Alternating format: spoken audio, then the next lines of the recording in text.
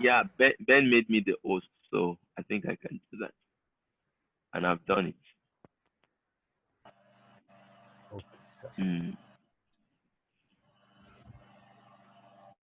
Ben's network isn't too good actually, and he said it.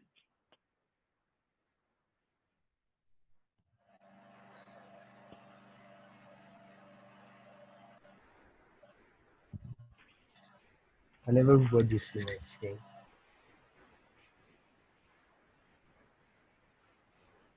I'm Okay. not see my screen. Yeah. Yeah, I can see us. Yes. So good good day, everybody. So this is the Azure portal, and the portal is just a graphical user interface for the main data center. Everything you could do on the data center is provided in this portal.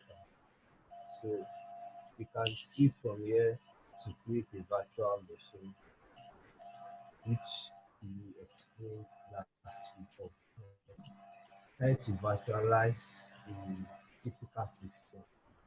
So an app service is used to host websites, web applications, and all, and the storage account too is a way to create a personalized and structured, structured or unstructured account.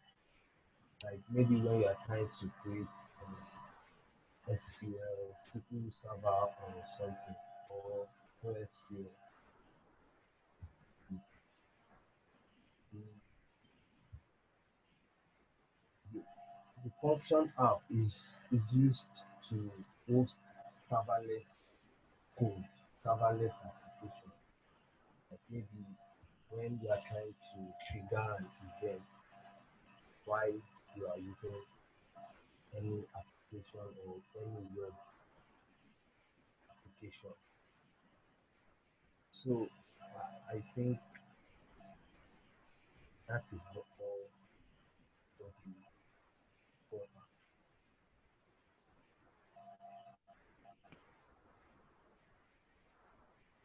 What Okay. else do you want me to explain? I mean, it's okay. That was good. Yeah, there's a whole lot of things, you know. Although I would have loved you to give us an idea of, each of those items. But don't worry, I'll do that.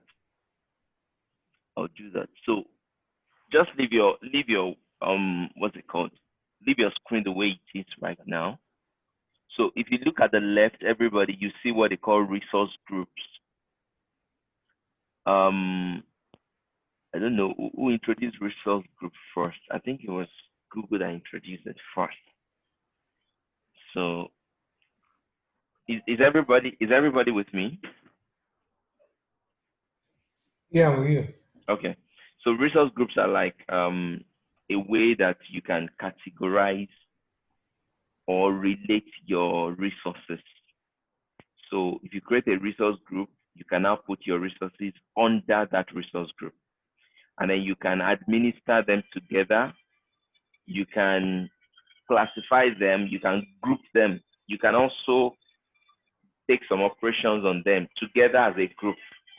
So that's the concept of resource group. Okay, are they still on the call? Can you hold on for me 1 minute? One of my parents is calling.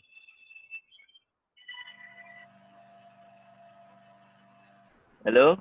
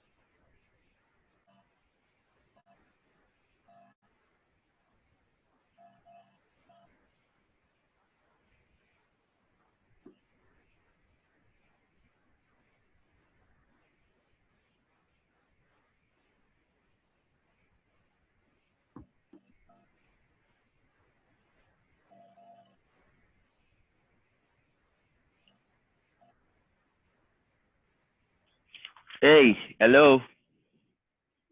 So sorry, we have an ongoing training. I don't know if I told you guys. Codes like boot camp for kids who are learning how to code. They are doing small Python and Scratch and Blockly. So I'm not the one teaching them, but they are using my Zoom account. So one of the parents just called me as well.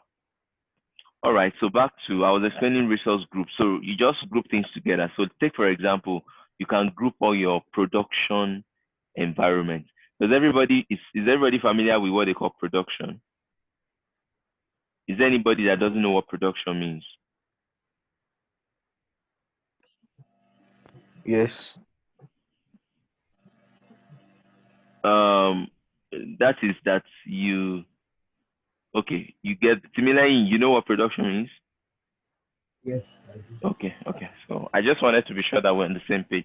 So there's something called production, live or production. So that's like what your customers are using, what is out there that people are interfacing with. So you don't want to be disrupting it just anyhow, right? So you can group all your production resources, whether it's database, whether it's function app, whether it's anything, web app, storage, blob, whatever it is, you can group them into one resource group and call it production.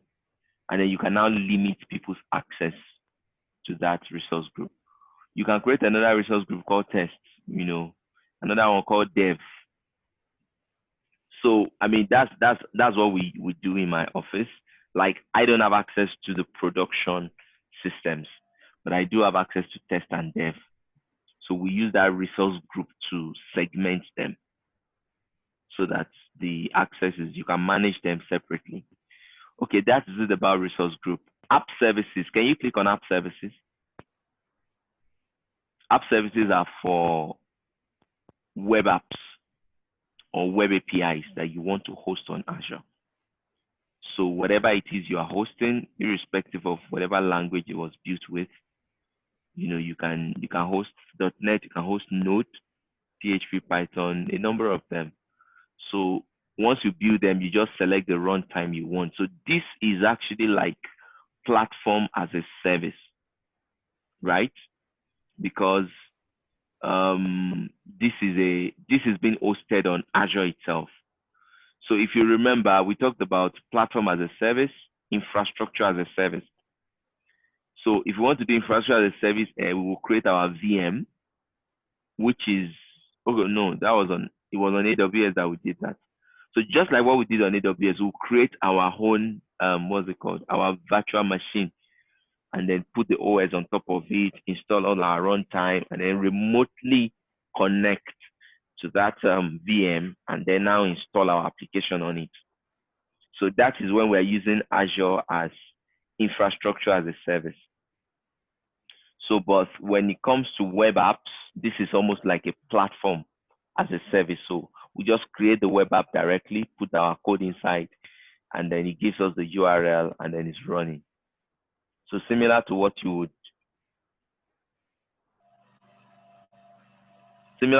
have, similar to what you would have on Heroku. So this is how you use the platform as a service. Can you go back to that landing page? Let me see other things I could just briefly. Okay, so we can see virtual machines. So just the same way we did, you specify the resource you want, the RAM you want, the processor you want. Let's try and create one. We may not create it, but we'll just go through the creation process. All right, so add VM. So something very similar. So on Amazon, we call it EC2. EC2 means maybe something, can't remember, cloud. I know it has to be cloud. Amazon called it one name. So, but in this case now, you can see you select the subscription, you select a resource group. If you have one, you can create a new one. And then you create the VM. You select the region. Can you change that region? Um, is there Africa there? Do we have Africa? Asia, Europe, US, Africa, yeah, South Africa, no. just closer to you. Availability options, you want it to be redundant, so you can create an availability set. Similarly, you know what an availability set is, do Yes. you? Okay. So availability set is when you want the machine. So you create a machine in South Africa. That means it's inside South Africa data center, right? If you remember the data center we saw in the pictures, they have different racks, right? So what that means is, so every single rack is connected to a power socket. So if you create two machines and they are on the same rack, should power go off on that rack, your two machines will go off. So if you create one machine and then you now say, I want this machine to be redundant, I want a new one to spin up, and you didn't select a different so availability is a combination of a different rack, connected to a different power source. So I mean, I don't see all these things happening anyway. Power has never gone off on on Azure, as far as I know. Maybe it has, but maybe they are backup. But as far as I know, from a customer standpoint, there's no day that I log onto Azure and they say, sorry, power went off in our data center. Maybe that could happen if they have a data center in Nigeria. But right now, as far as I know, everywhere they have a data center. Somewhere like South Africa has enough electricity that they even have storage for the next 8 years. So we don't generate enough power. We have, 2,000 megawatts or something for the whole country that we're sharing. So that's why we have to do all this rationing, put lights in some places for some time, then move it to some places, you know. And I mean, we're not as bad. Some countries ration, it's like that we ration in Nigeria. Some countries ration water, like water, tap water. We don't even have tap water anyway. We we do. I don't know. Maybe some places have. So my point is, because but just to guarantee that your system will always be up and an availability set will be created. So the availability set means that a new system will be connected in a different rack using a different power source, just to make sure that you are always up.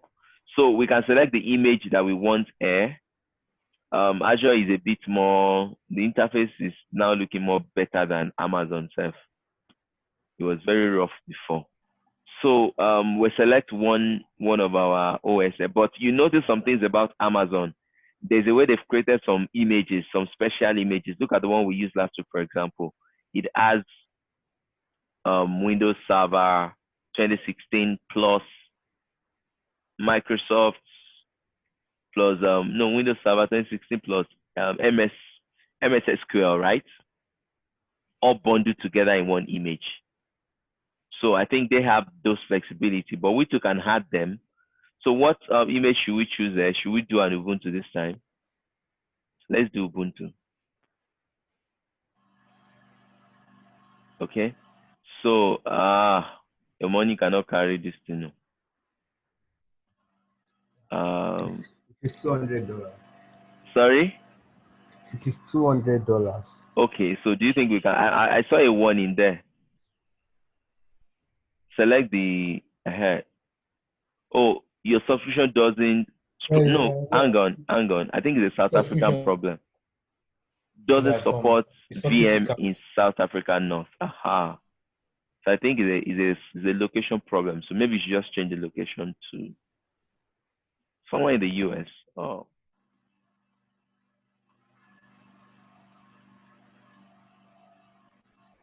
Like in my company now, we use Canada Central for all our resources, everything. We're not allowed to put any of our data outside Canada. So we use Canada Central for all our resources. Which one should I select? Anyone. You can pick US, anyone, as far as it works. we might end up not creating it, and we could create it anyone. So yeah, so you selected the price. It's trying to load the price. Then Azure now automatically generates an SSH key pair for you. Oh, that's very good. They don't do that before. So you can use SSH and then we can just put it into it. So good. Azure user is a username. Can you generate a new key pair? Okay, generate new key pair and then you call it COVID. Oh, it did that for us automatically. Okay, fine. Allow selected ports. We should be able to SSH. Yeah, 22. Yes. So next, let's select the disk. No, you need to select the disk. You need to wait for it to. No, wait. Let it finish the validation it's doing. We still need to go to disk and select the how many amount of storage we need on that server. So pretty much similar to what you would have in all the cloud platforms. You have to make your specification.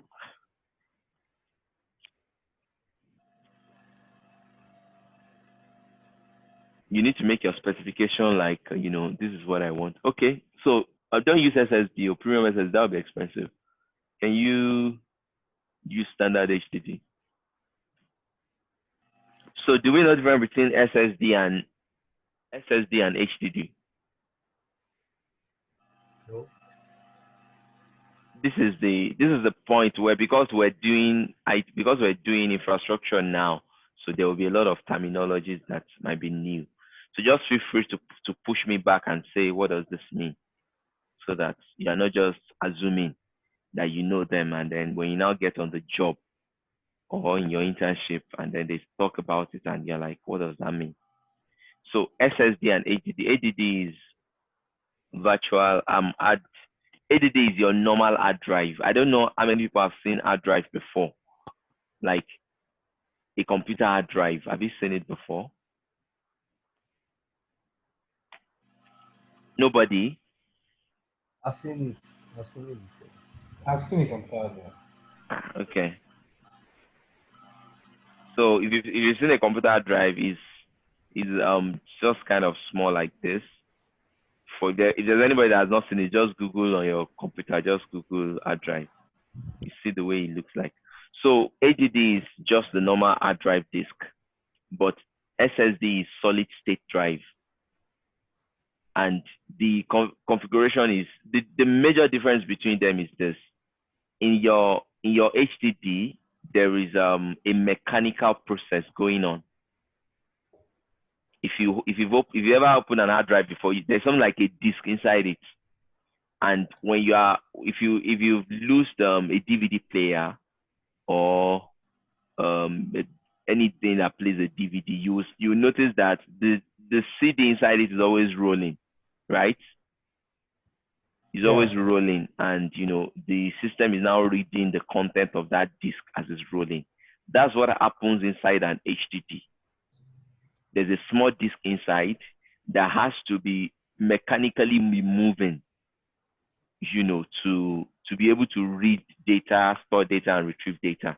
So, but in a solid state drive, there is nothing like that. There is no mechanical process going on. The way it was designed to hold data, and that's why they call it solid state. So that's the biggest difference between them. So it uses kind of circuits and all that to store, and then flash memory, a lot of all the complex things that it does. But the biggest difference between them is that there is no what you call mechanical process going on. So when you have a system that has SSD, it's literally going to consume lower amount of battery, and you can almost guess the reason, right? Because of that mechanical process in the hard drive that is taken out. So SSD and then SSD is also is faster in speed. because it's not reading through a disk to find out where the location of the file is. So the data itself is in a solid state on the drive. So that's like the biggest of the differences. So SSD will always be faster. So I have a MacBook that is SSD 256 gig. So and then I have 1 terabyte of HDD. I mean, 1 terabyte is big, 256 is small, but I would still prefer to go with an SSD of 256 than a 1 terabyte of HDD because of the speed. So, and when you see a MacBook that is SSD, it will boot any computer that is SSD, the boot time will be very fast. I believe Pascal's system should be SSD. Is it your new system? There's no SSD. It's not SSD. Okay, because most of new systems, although they are always very expensive, Yeah. right? SSDs are very expensive and they are very, very fast. They boot in 8, 9 seconds, even for Windows. For Mac, 2, 3, 4 seconds, they're already booted up. So yeah, so that's the primary difference. Okay, so we selected HDD because now listen to what they said. They said we recommend premium SSD for high IOPS workload. So these are, so if you have, I mean, things that you think they are premium, you can't afford a downtime or anything, you can just, if you have the money to spend, just go for the SSD. I'm seeing something like encryption type. This is new. I haven't seen this. I don't think I've seen this before. Can you click on the drop down? Ah, okay. Click on that drop down for that encryption. Okay, so I get this. This is the data on the hard drive. So you can actually have it encrypted, you know, and I think Amazon is also doing this now. Yeah, they are doing this now. But you pay extra, of course. It's pay as you use. So scroll down, let's select the size of what we wanted. Size.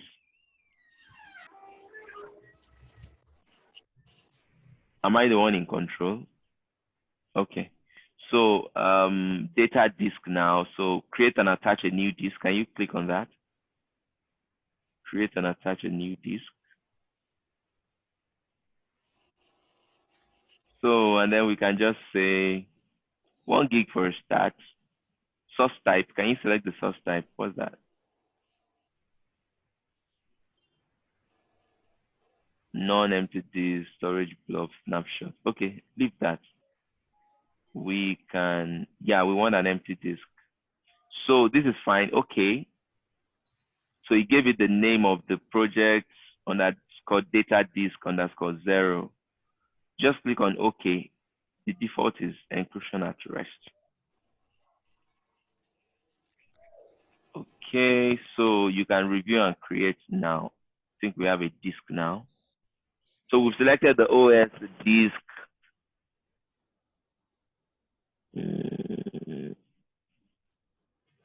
Can you click on review and create?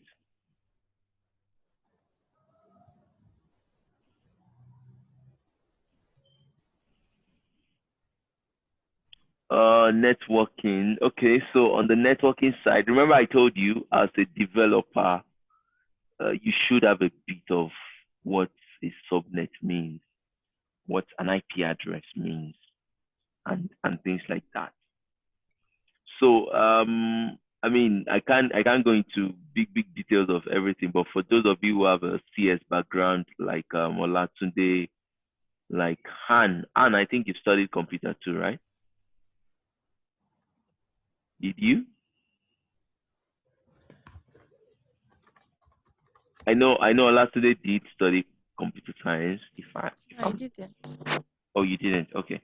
So for those that did this, so I mean, I did a net. I have a CCNA, certified Cisco networking associate or something like that.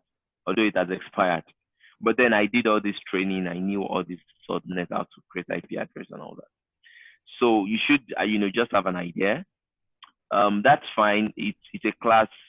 We're having a class AIP address. So meaning our IP address can come from a pool of a number of IP addresses. That 10.0.0.0.1 subnet 24 would calculate the number of possible hosts that we can have. So if you want to network a place and you need like 350 computers, you need to pick a subnet. When you pick that you pick the biggest subnet so that you can have as many hosts as you can. You see some are /16, some might be /25, depending on. But with it, you have enough IP addresses to play around with. Scroll down. NIC is basic. Inbound 2022 port is allowed because that's SSH port. And we will actually have to SSH into this machine. So next is management. What's under management?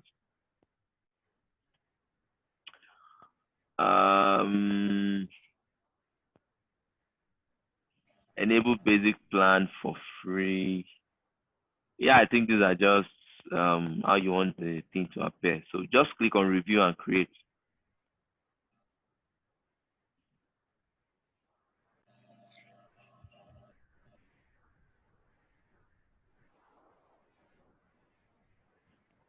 So this is where the world has moved into, in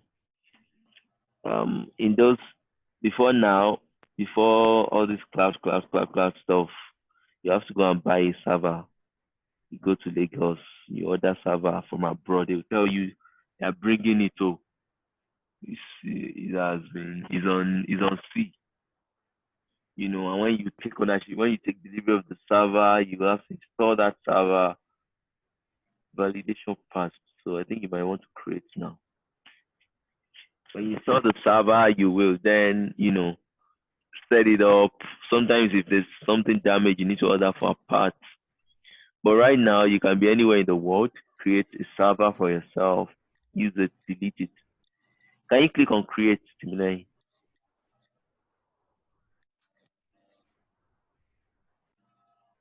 Okay, so download that private key.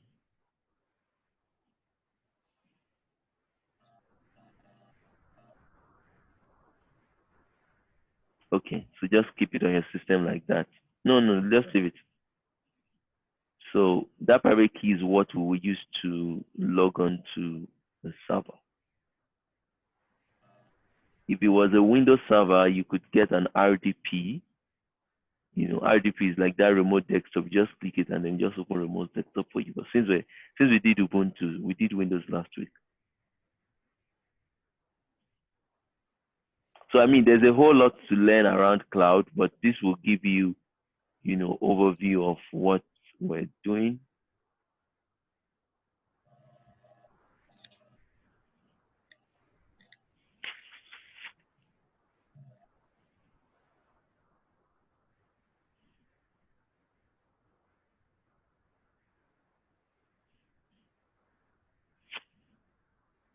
Okay, we're done. So he has created the network interface, the network security group, the IP address, see all the resources, see the way he's creating everything. Can you scroll down? He has created a data disk and a diagnostic. So he's going to create all these for each of the components to give us a whole complete, server. So because our machine must have an IP address, you must have a network security group and all those things where we set policies, which we already did.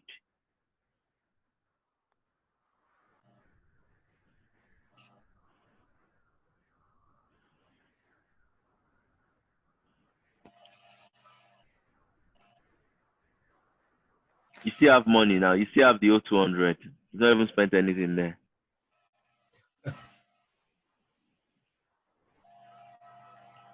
$200. That's how much in there. That's 70,000.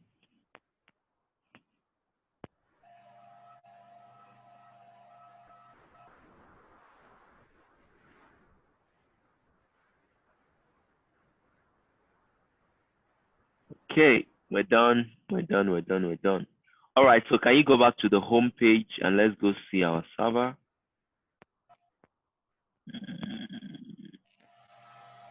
So if you go to resources, can you go to all resources? All services, sorry. All services.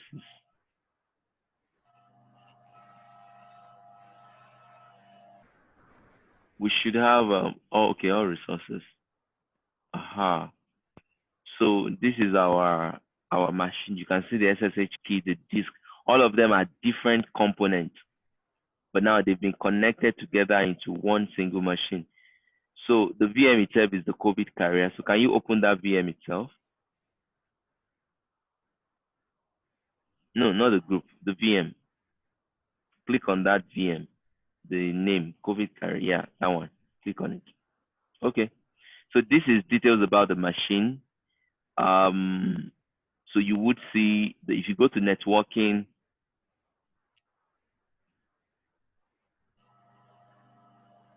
so you can see the public IP address of the machine, Linux Ubuntu 18.0.4 LTS. So can you click on connect SSH? SSH was the only one that we opened. Okay. So can you download PuTTY? Or do you have PuTTY installed? I should click it away. Yeah, click on that PuTTY. Yeah, to take you to the PuTTY download page. So PuTTY is just like a tool you use to remote into, is a networking tool that you can use to do SSH into a server. SSH means secure shell. Secure shell. All these things are things you should write down and get more details about them, because you can't be in the IT world without knowing what SSL means.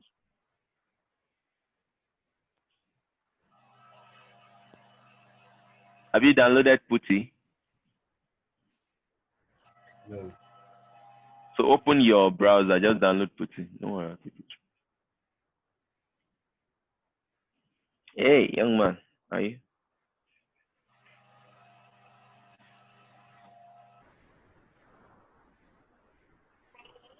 Hmm?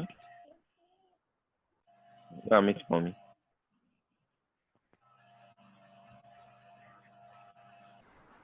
Okay, just click here and download PuTTY. So anytime you need to do SSH into any server, you can pick the MSI 64 base. I believe your system should be 64 bit.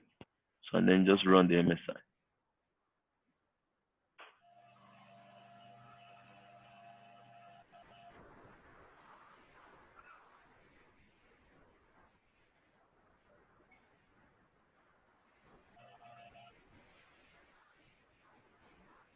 So for so you can run, I mean, some of us grew up with Windows. Windows is in our blood. But if you in other parts of the world, people work on command lines more than some people don't even use Windows, like a whole company. They don't do anything in Windows. So I'm also getting used to it gradually to start using command lines, but it didn't come like so natural to me. So I had to go learn bash scripts and things like that. So when we SSH into a server, we can install everything we want from the command line and run our .NET program from the command line and do all our installation and setup from the command line as well. So once you install this, I think we can.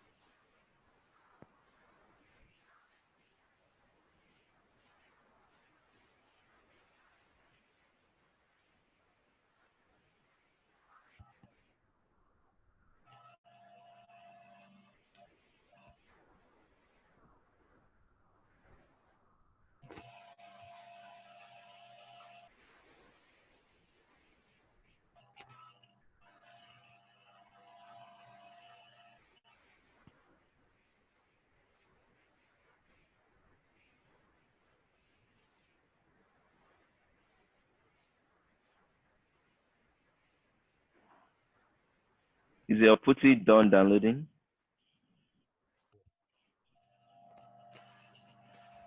Okay.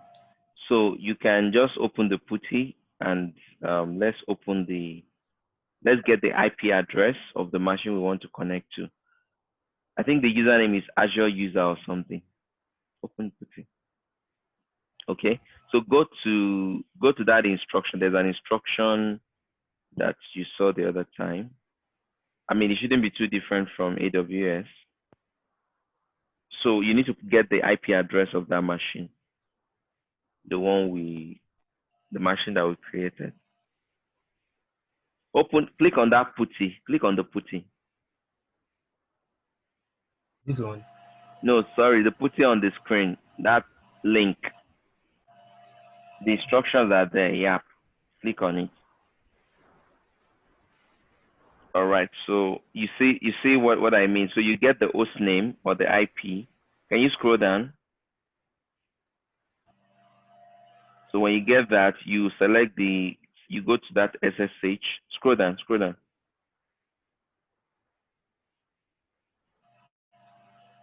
Oh no, it's okay. I thought they put the other steps there.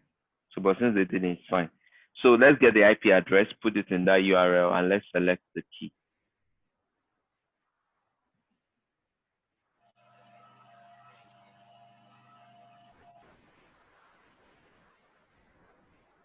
No, you will get the IP from overview. Click on overview.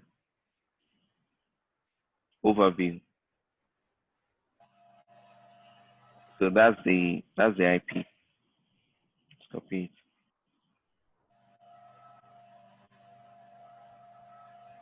Okay. So if you go to so where selected SSH, if you under this left you see connection, that plus button on SSH. Can you click it? Go down. Yeah. Okay. So go to auth. Go to auth. AUTH.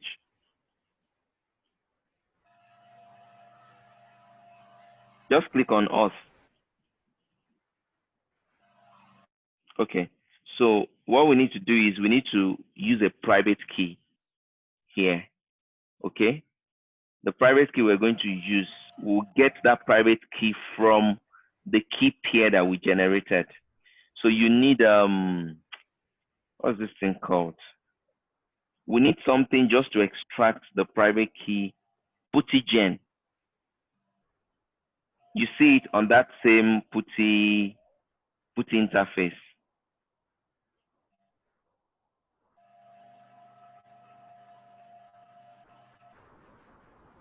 Sorry, come again. Go to your browser and type puttygen. PUTTY puttygen. Okay? Eh? Uh,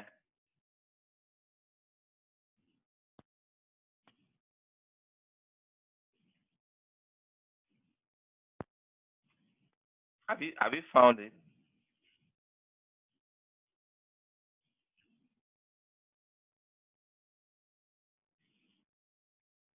Puttygen. Something like this. No, just puttygen. It's written together. Puttygen. It's the same site where you downloaded putty that you find it. Yeah, that is it. Puttygen download. I think that one is an ad. But let's make it sense. Uh, can you go back? Can you go back? Just go back to the search page. I already saw the download page already. The search page that you searched now. Yeah. Uh,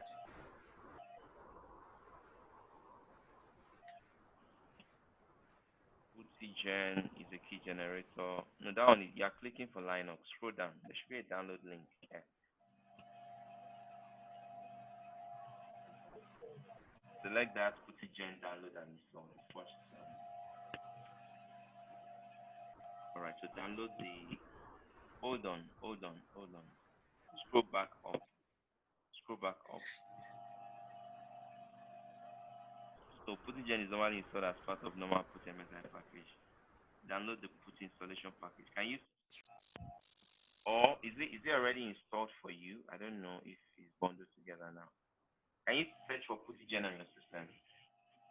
I don't think so, but oh, it's there. PuttyGen, yeah, that's it. So I think it's bundled with Putty. So what you would do now is we have our key type is RSA. So let me tell you what we're trying to do here. When you downloaded the key value pair consists of the public and the private key. Okay.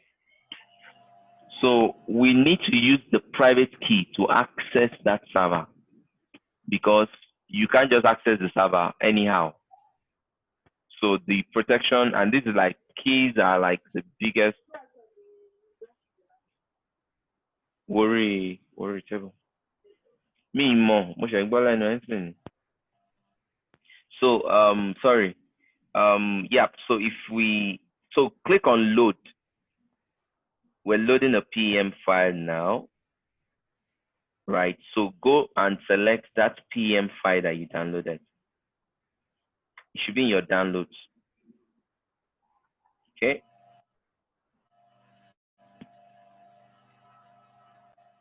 Can you change the settings, this PPK? Change it to all files. Yeah, so select the PM file.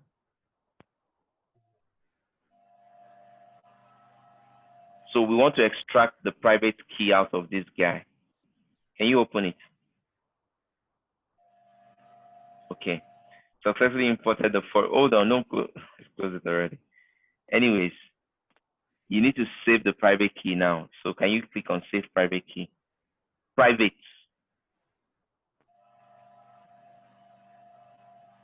Yes. So give it the same name, maybe like, but these are private key now. So give it a name. No. Yeah, it's a PPK file. So give it a name. You can call it anything. Just call it private key or PPK or whatever. Or you give it the same name with that guy, but now it's underscore PPK. So that you know they are related together. Do you get what I mean? Type COVID, type C, type COVID. So this same, select that COVID carrier, but instead of PPM, right? Remove the extension, remove that PPM extension. Yeah, that's what I mean. So you can save it like this. No. You don't need that. Okay, if you want to do underscore PPK, it's fine. But don't put an extension. That's what I mean. Yeah, that's fine. But don't put an extension. Save it. You are saving it to downloads. Okay.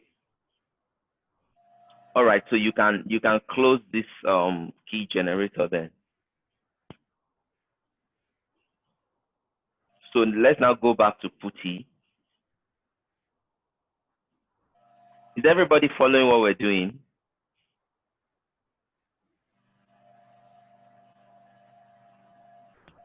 Hello? Okay. So now you go and browse for the private key file for authentication. No, just the same place where you are. Under that authentication parameter, yeah, you see browse. So you now need to go select that PPK. Yeah, that's it. So that's a private key now that we can use to access the server. So then once you've selected this, go back to scroll up on this left panel. Right, go back to session. Click on session. All right. So we put in the IP address and the private key. Can you click on open now? Open. Okay, so what about the port? Sorry? What about the port? We didn't change the port. No, we didn't change the port. It was port 22 that we opened on the server. Was it not 22 that was there? It's 22. This is SSH. So can you click on yes? Okay. So now we need to know what we're logging in as. I think it's Azure user. I don't know if he has a password or not. And hold on, before you do it, let me show you where I saw it. So I saw it on the overview. Can you go to the overview on the machine itself? No, don't stop it too. I saw it somewhere, whether it was under Connect or somewhere. I saw Azure user. I can't remember where I picked it from. Scroll down, availability set, extension. Can you click on that Connect? I know I saw it somewhere. SSH. Okay, yeah, that's it. So it said private key, Azure user. So that's where I saw it. So the username is Azure user. Can you go ahead and type Azure user on your putty?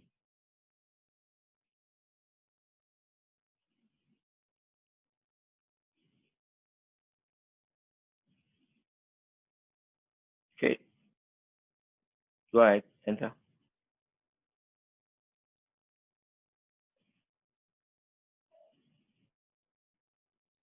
Awesome. So we're in. Remember, it's a Linux box, so this is what you get. Does everybody understand what we did from beginning till now?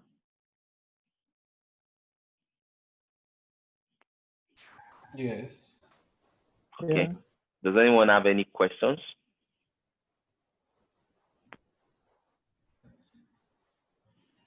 So we created a VM, which was an Ubuntu box.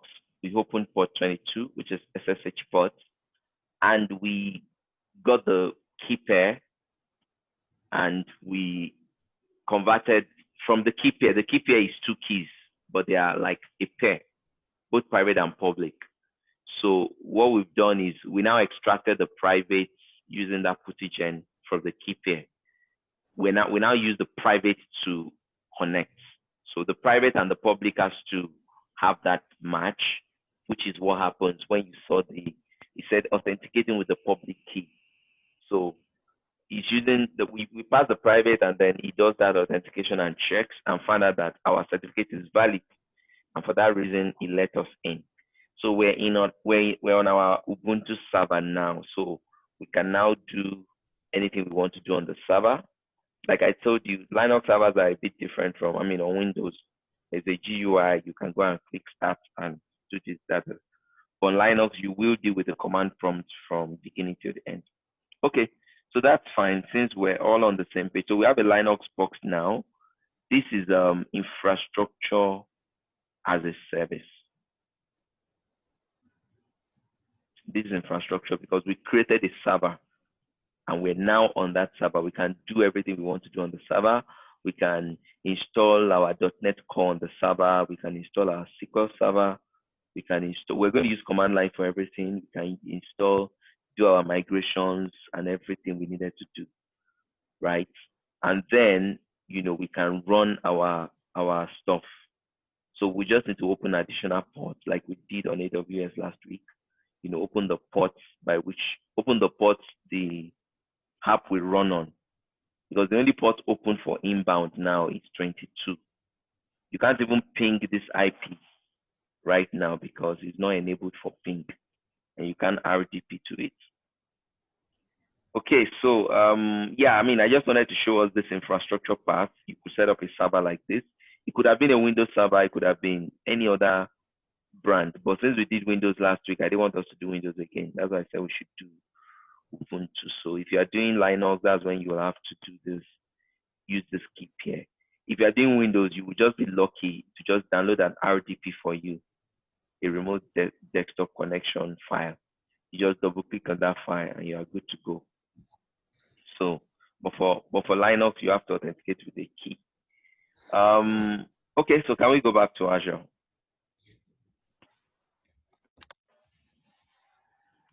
Okay, so every other thing still remains the same. Our disk, our whatever, they're all there. So let's go back to home. Okay, so that is it about virtual machines. I mean, when you now own the machine, you can now install anything you want on the machine because it's yours. The other type that we would also deal with is app services. So an app services are like applications on its own. Like I told you, these are not, this is platform. This is not infrastructure. So this particular app service, I don't know the server is actually sitting on a server on itself, but I don't know the server and I really don't care. Unlike the VM, I know the server, I want to be able to log into the server. So some people prefer that, you know what, just give me the server, I will do everything myself. Some people are of the opinion that, you know what, I don't want to bother myself with the server, just give me what I need to use. So can you go to app services?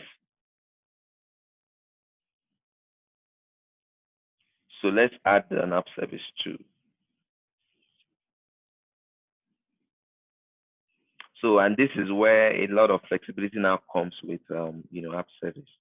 You could select a whole lot of types of things you want to run. So let's say we have, yeah, you can put it in the same resource group we used earlier, right? You see it there, COVID carrier group. And then you can give it a name as far as it's unique. It's not taken. So call it any name you would like to call it. So this is where something interesting happened. You don't allow to use underscore. I just use pass container, but I doubt if that will be available. It is nice. So you can either you can either push the code directly to an Azure Web Apps or you push a Docker container. It was Pascal that was chatting me this week that was doing something on the containers, right? Was it Pascal? Yeah, you me. Okay. So you can push.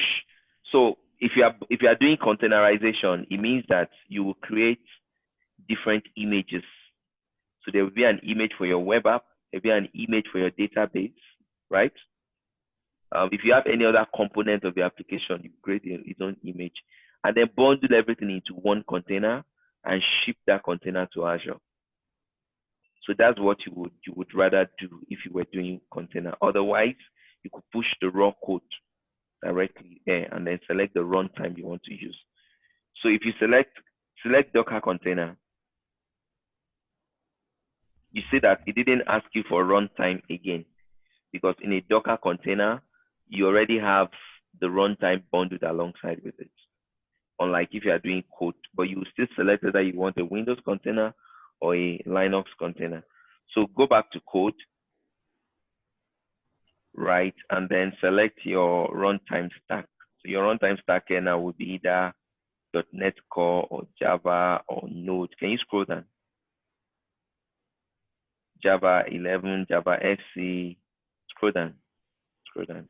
Yeah, you see Node LTS there. Different versions of Node. Scroll down. Different versions of PHP, different versions of Python and Ruby on Rails. So, these are all the things they support. Why is Ruby 2.7 not there?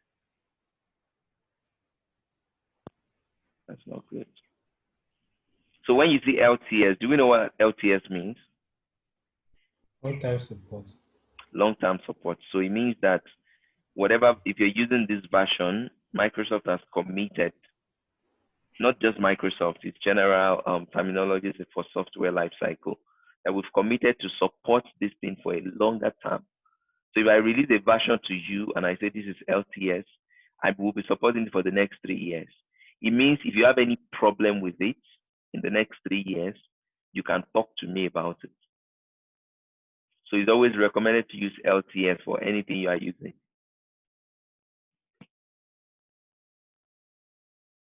Excuse me, because if you have a problem with it, you can report. For instance, now we're using .NET Core 3.1 LTS. If you have a problem, not problem of you don't know what to do, problem that has to do with the library of .NET Core itself, and you can spot that there's a problem here. You can log it on GitHub, and then they will look at it and you give them details, and they will look at it and they will fix it because they have a long. But if it's not something they have a long-term support for, you can't do it for that long period of time. So let's choose .NET Core 3.1 LTS for now. And on Windows, it should be in Central US. Scroll down, scroll down. All right, so we're good with that 1.75 gig. I mean, we don't need, this is like a platform. So I'm not selecting, I'll just select the minimum thing I want to use. This is just supposed to be running one application. So can you go to next? Monitoring. We don't need anything in monitoring. I don't think so. Okay, yeah, I should mention there's something called Application Insights that Microsoft built a couple of years ago that can give you like a monitoring support. Application Insight can tell you everything going on your application. Sorry? Sorry, I didn't hear you, Daniel. Was that for us? Hello? Oh, it's not for us. Okay, let me assume it's not for us. So yeah, so you can enable Application Insight if you want to. It will just give you, so let's leave it enabled. It might consume some of your money, but since we'll stop this thing anytime soon. So next, we don't have to tag it. Yeah, you can tag it. Yeah, next tag. So tag is just, you just want to give it something. So you can give it a name, maybe like I don't know, COVID career, and then the value, you can call it V1.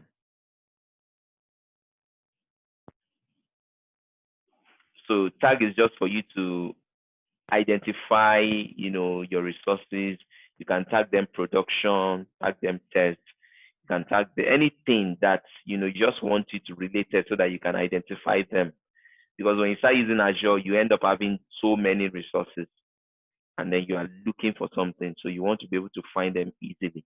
So tags can help you. So go ahead and review and create this.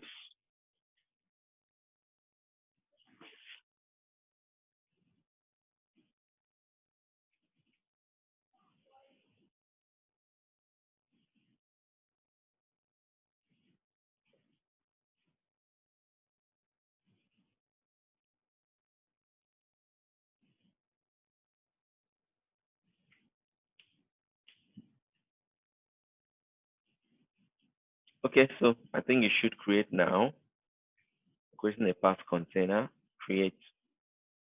So this guy also behaves in a way like a container because you just need to push your code in here now. Create, and then. So can you go to your Visual Studio? What code do we have? Do we have your Mobi or do we have which of those codes that has a UI do we have? Or you have an API you'd like to push, or which one? No, Anything. it will not updated. I've been busy with the exam. Maybe I should go to Dennis.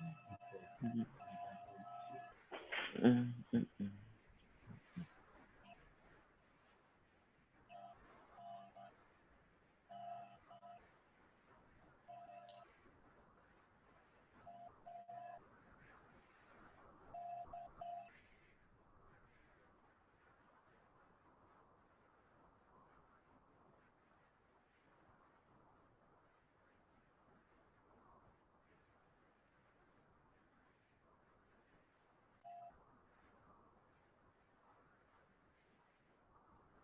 Then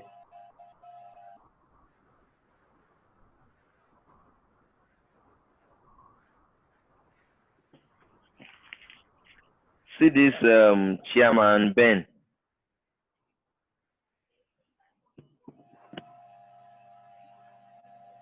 Ben, you are a chairman, no? I'm trying to be like you. Ah, you are a chairman. I'm trying to be like you.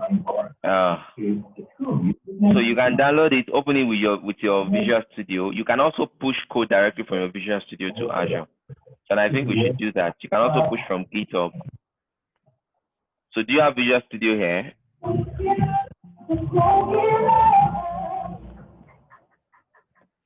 Then I mean I'm not of the practice of downloading code via zip. I always prefer that you make a clone of this.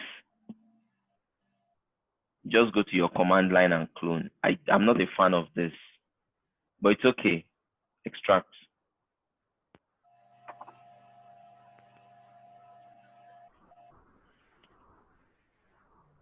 What's the advantage or the disadvantage of cloning over Git? There's no difference, but when you clone, you are on the command line. You can quickly make your own branch, with few commands. Sorry, did we do version control? Did we do git clone, git branch, push, commit? Did you do all? We did it. We did them now. Yeah, we did them earlier. We did them, but we didn't do Git ignore. We didn't do git ignore. Man, we always tell you to go and do it. Yeah, that's we true. we ignore git ignore. So did you find the extract? So, and also the other advantage is this thing that you did now, this extract that you did, open it. I think the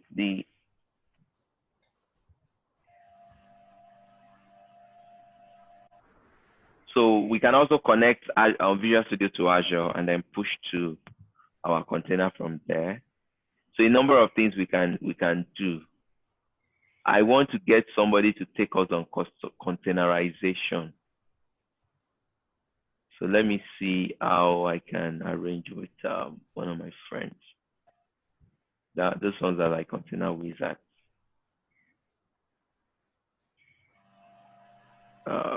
Okay.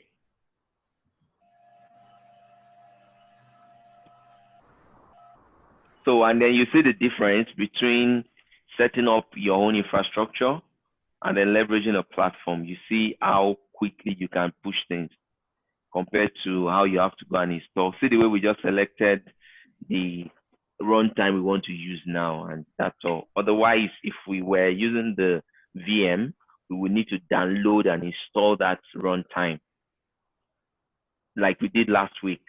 And we had to install, what's it called, one web. Yeah,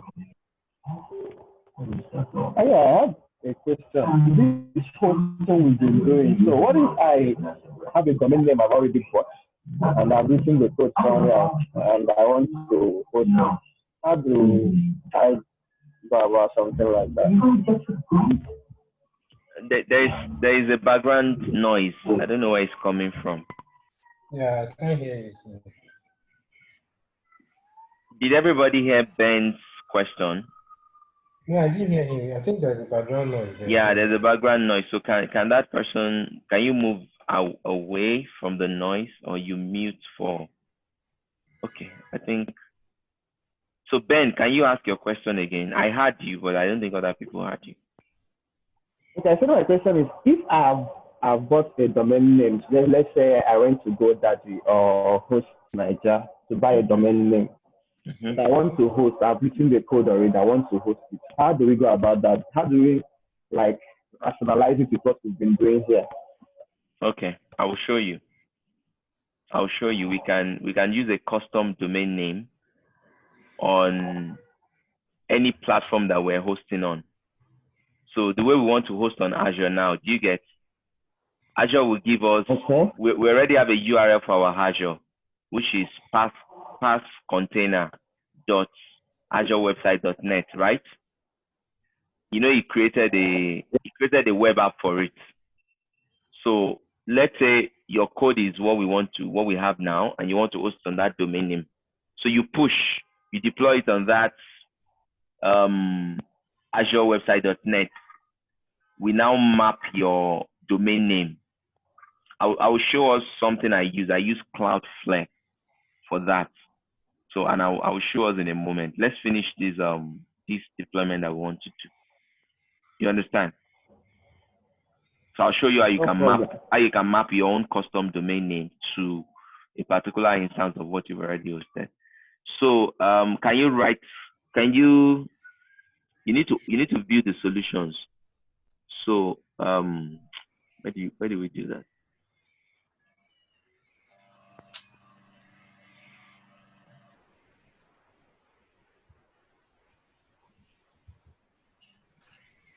Have you opened the solution? No, I just opened the folder. You just open the folder. Okay.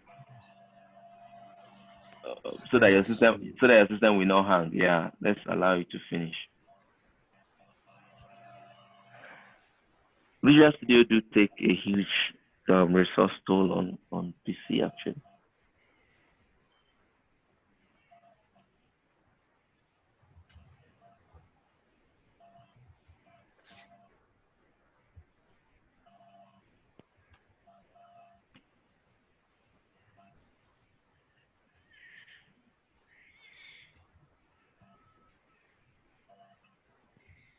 So to give Ben some ideas on what I mean.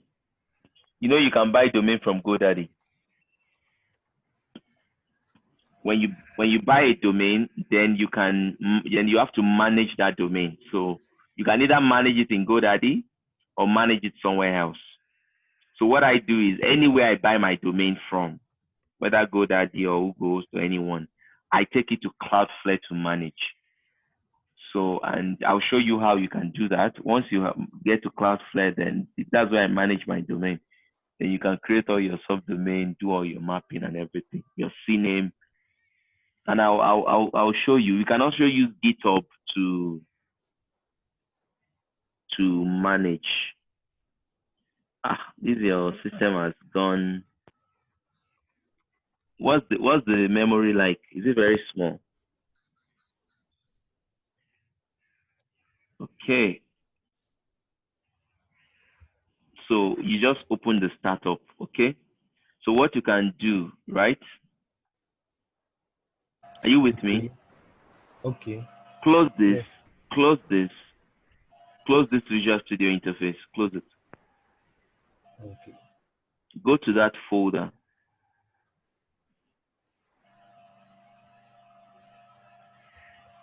Just wait for it, let it close. I want you to open the solution so that you can work you can actually do it from here, but this guy is very slow, so let it do the solution once and for all.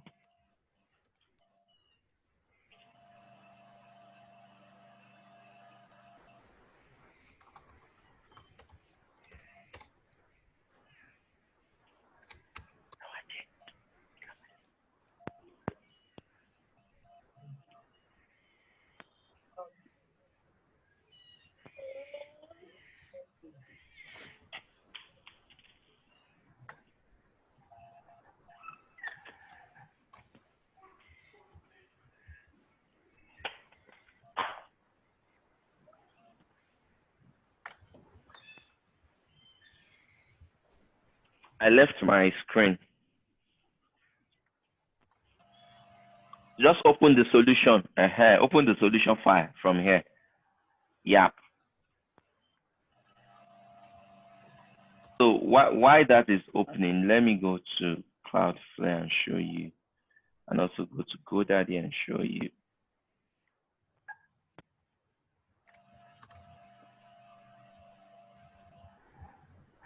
Oh.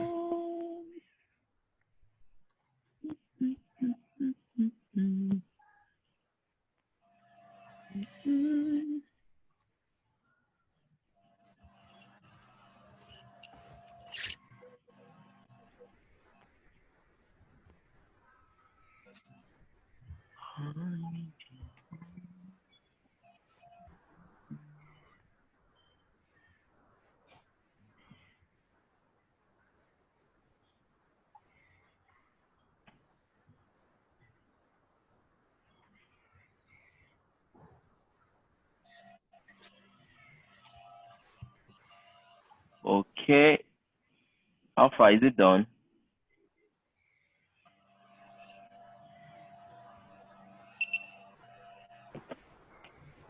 Is Han with us? Are you following everything we're doing, Han? Right. Thank you. I think someone has dropped off. That's Ben. His network is.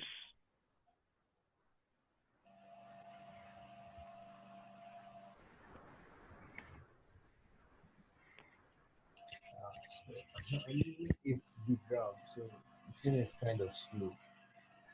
Yeah, is it your system that is slow? I think so. Okay, you need to It's investigate why. As a software engineer, senior software engineer, you need to know why yes. your computer is slow, right? Can you right click? Can you go and check your task manager? Can we see? You need to move away from Visual Studio. Yeah, if you can. If you can't, don't worry. Let it finish.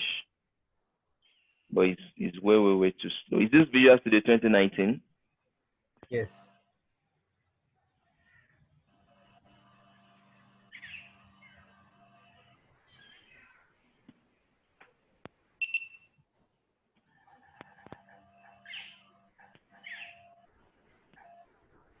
Okay. It is done. Can you right click on that project? Just right click on the project and publish.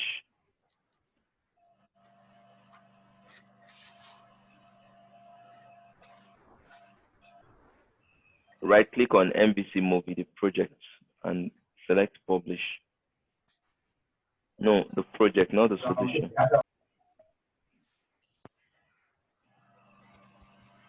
Publish. Okay. So multiple ways by which we can publish. We can publish and publish to a folder and copy it over to our server. We can publish directly to IIS and we can publish to Azure.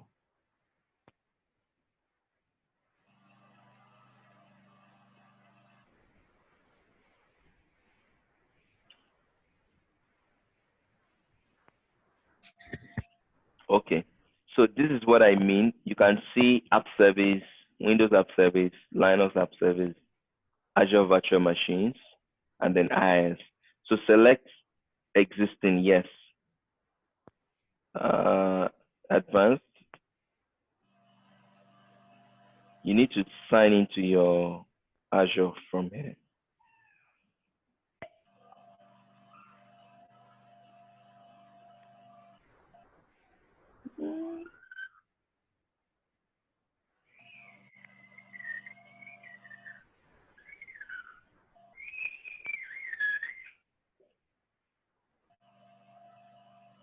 This system is so slow. Cancel this. Cancel this. Don't worry. Don't worry about. So create a profile.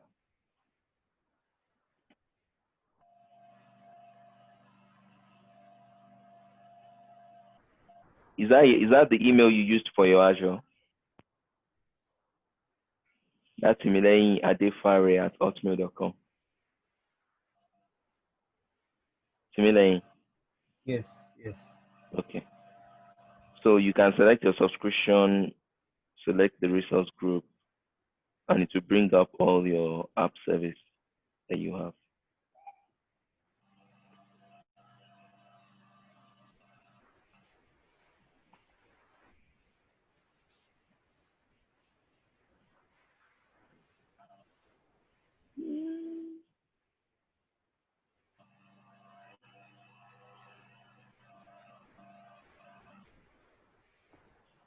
Just let it finish.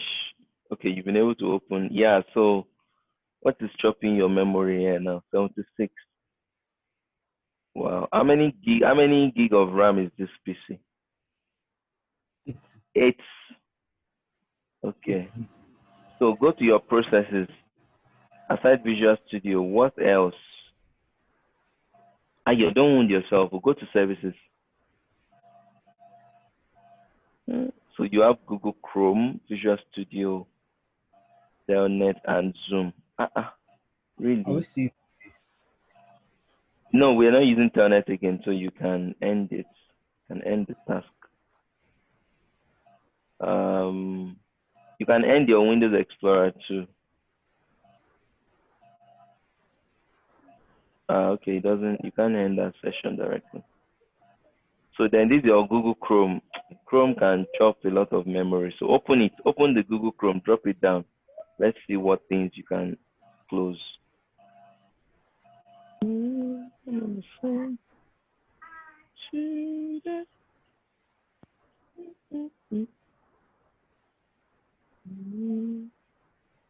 Digital batch.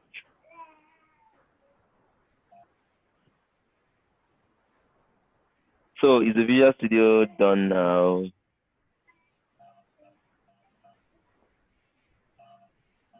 Close all these putty download pages.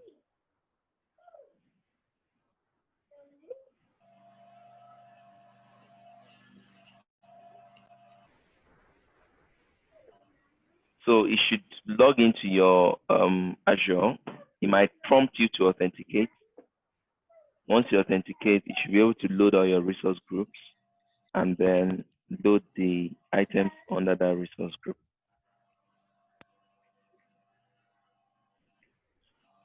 I am your worship.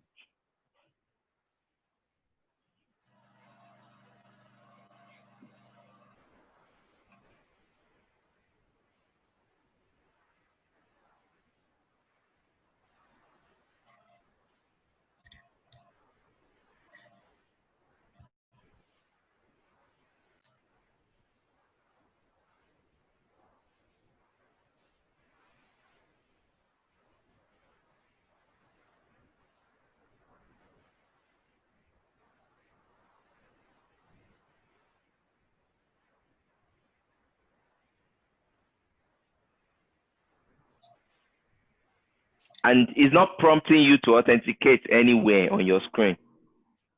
Oh. Oh. This Try close it and open it again.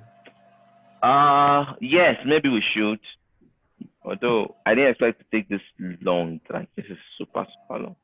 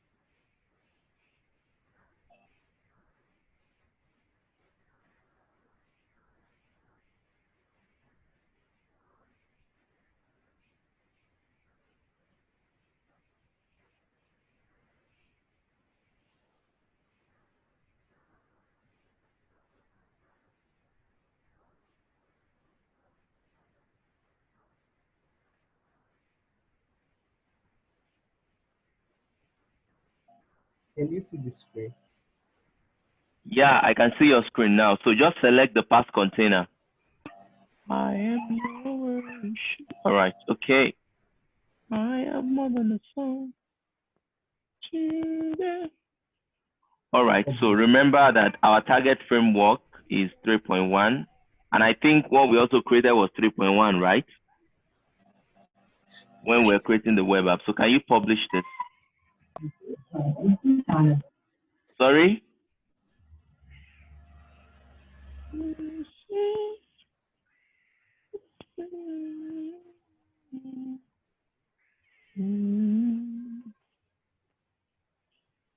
So while that is going on, we can go look at the app on Azure and see how it is receiving our push. So go back to the home where we have all the resources. App service. No app service.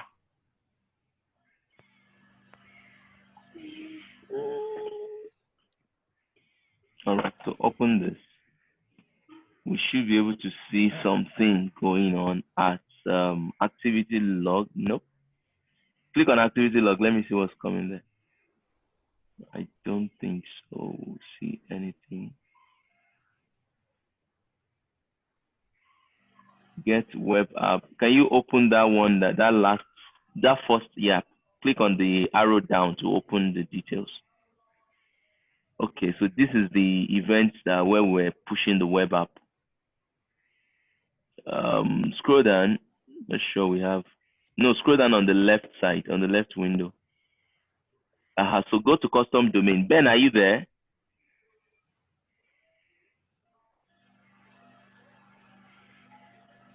So this is where you put a custom domain. Yeah.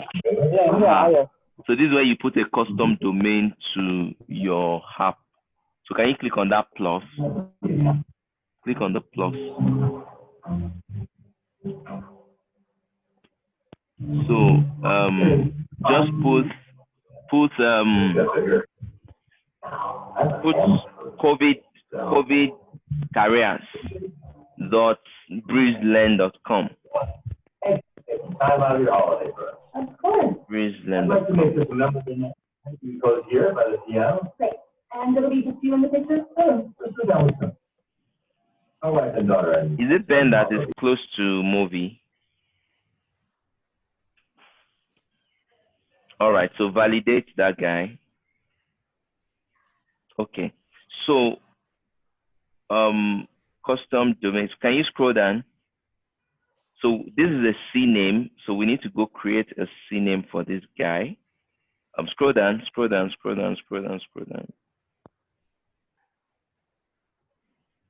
To verify the domain, create a C name and text record with your DNS provider. Okay, so this is what we're going to go do.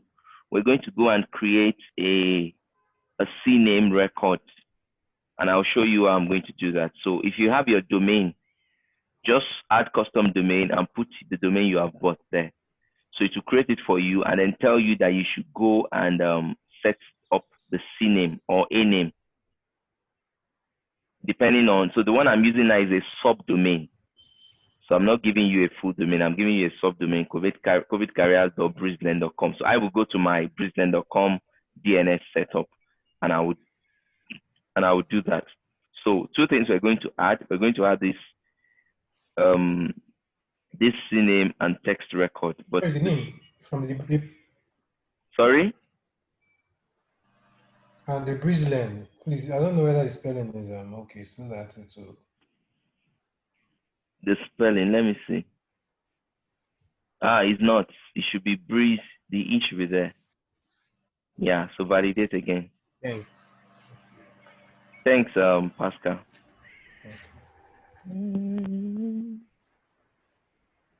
I mean, it doesn't really check anything at this stage. It just checks if anybody is using it. That's why it checks.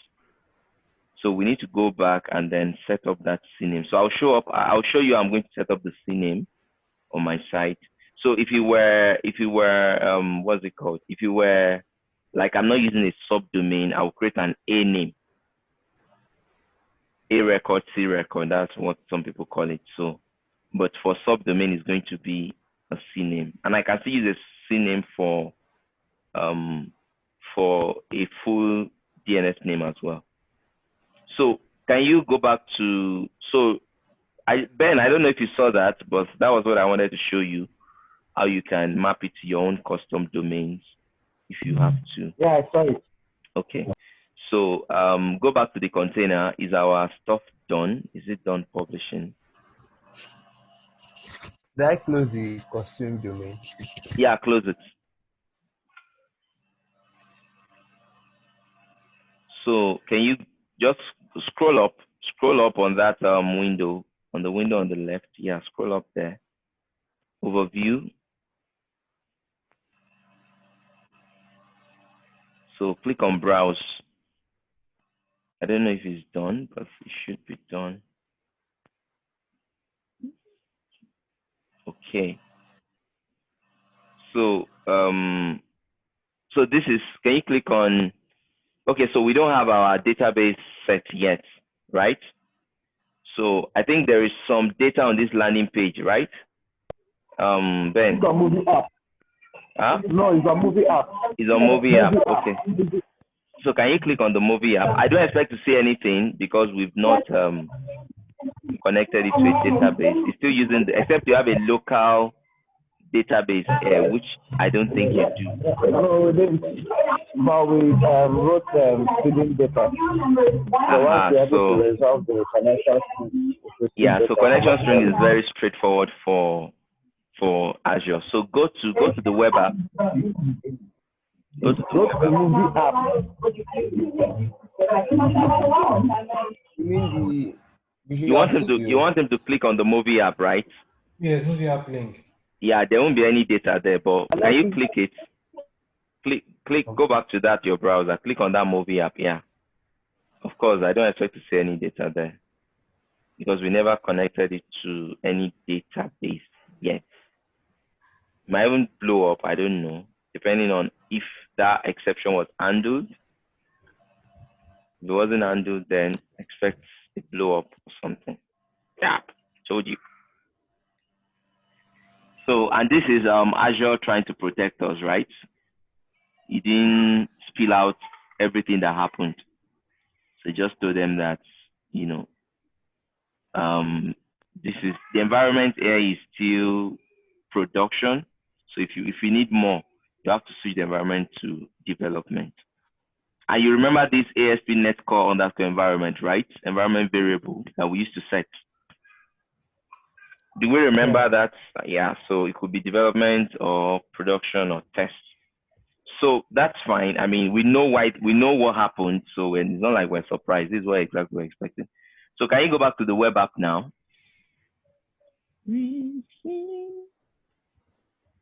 Yeah, yeah. So you can go on the side, you see, scroll down on the left side, scroll down. So you see configuration. Let's deal with configuration first. Configuration. Okay. So under this configuration, just wait and let it load. Right. So this is where you can set all those application settings. If you remember all those things in our app settings, right? Yeah. So you can put them in here. If you put it in here, the system will load it because it would. And then when you now scroll down a bit, you see connection strings. So here you will just create a new connection string, and whatever connection you want to use, whatever database connection you want to use, you could just put it in here. So if we create a SQL server on this same Azure, we create a new SQL server, right? We connect to it from our command line. We do our .NET EF migration and migrate to it and get that connection string and put it inside here, right? So everything that is happening in your app settings on your local PC, we just replicate everything here and bam, we're connected. Go to authentication and authorization.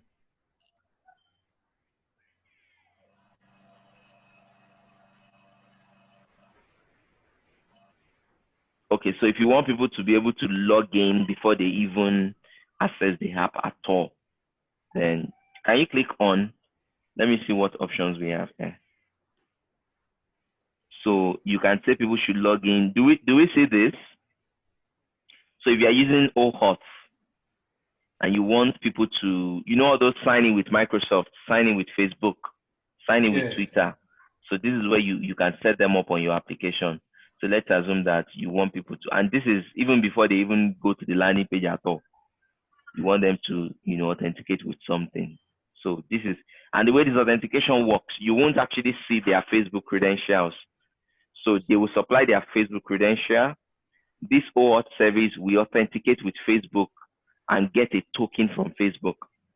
Then it will now keep that token on this session to say that this person has been authenticated. So you won't see their exact credentials. It's just the token you have access to. Go to application insight. So I already told us, so you can discard this. We don't want to turn it on.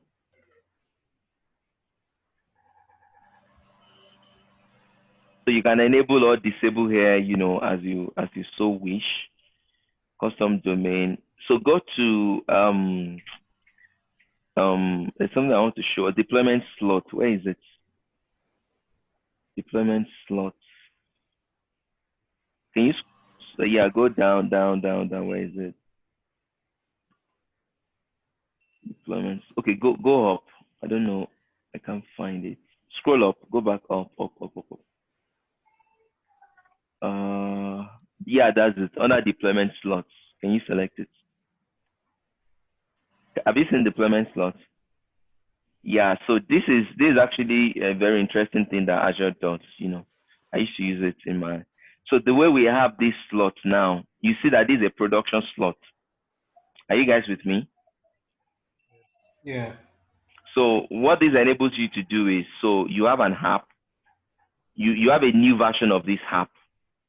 So what you will now do is you will now create a new slot and deploy it on that slot. So when you deploy it on that slot will have its own URL. Are you with me? So you can test it, you know, on the new slot, whereas all your users will still be using this production instance.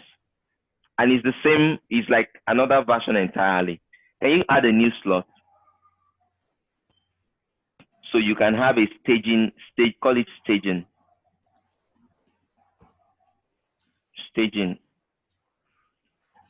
So, and then under that clone settings, let it clone the settings from past container, meaning it's going to inherit all the settings from that guy. So add it.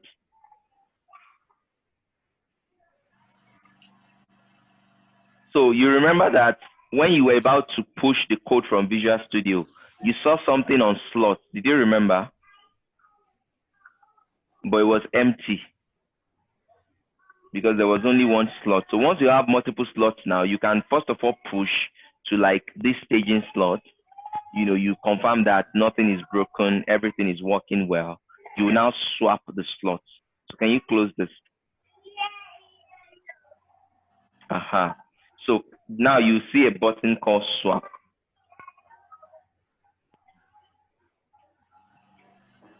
Can you see the swap now?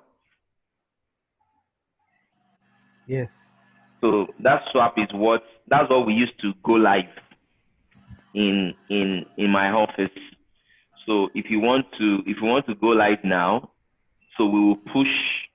So we have a staging slot, we have a production slot. So by default, all our customers are running on the production slot. So, but when we want to push a new one, we will push it to that slot first. We will test, and you can even control. You can see that 100% of the traffic is on the production slot. Are you guys with me? Yeah. So you can see that 100% of traffic is on production slot. So you can actually like make changes and say that 10% of should go to this or this. But we also do 100%, but we then use that staging. So can you click on swap?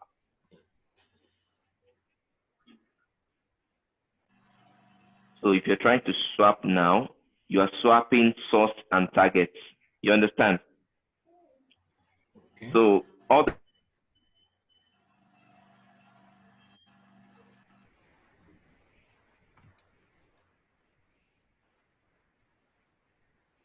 His mic is mute. sorry. So I said we always put the new guys on staging.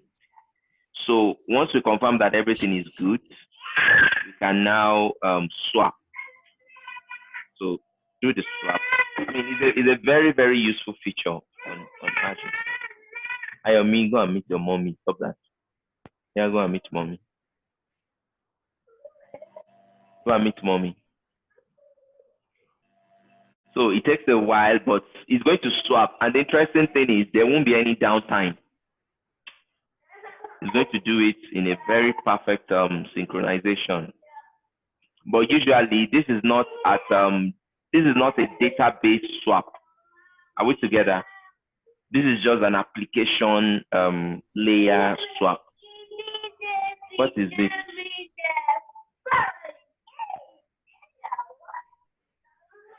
Sorry. Oh.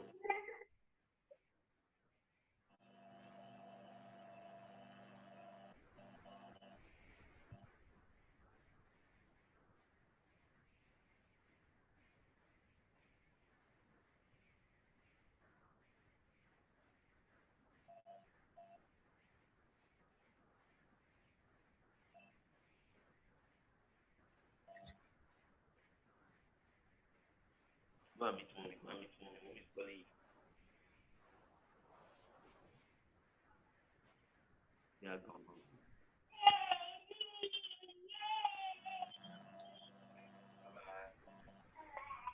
I love you.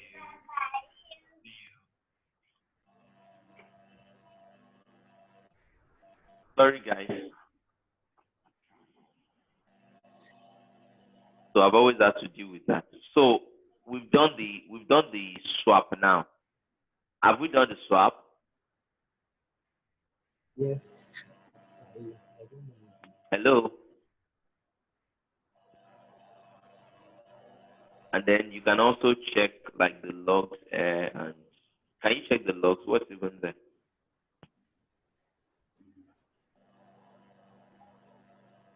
Okay, so swap web app slot succeeded. That was a minute ago. Okay. So initiated by Timmy. So we do this, after we said, okay, we're ready. Let's show it to customers. So, but it's a good way to validate your application that everything is, especially when you are deploying a release. Because sometimes you deploy a release and then you break everything. So, and I mean, we use this very, very well. Not just the slot, even the authentication. We use our Azure AD, people sign it with Microsoft and all those kind of things. Okay, so what other thing do I want to show? Go to security. What's something that's also important?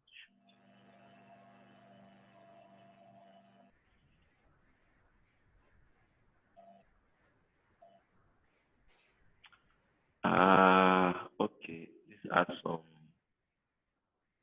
We can't jump into this because we need to upgrade to fit service. I mean, but you won't have much things to do here. Just to see what is there. Now all the resources that you have. See that VM is $15 per month. The app service is 15.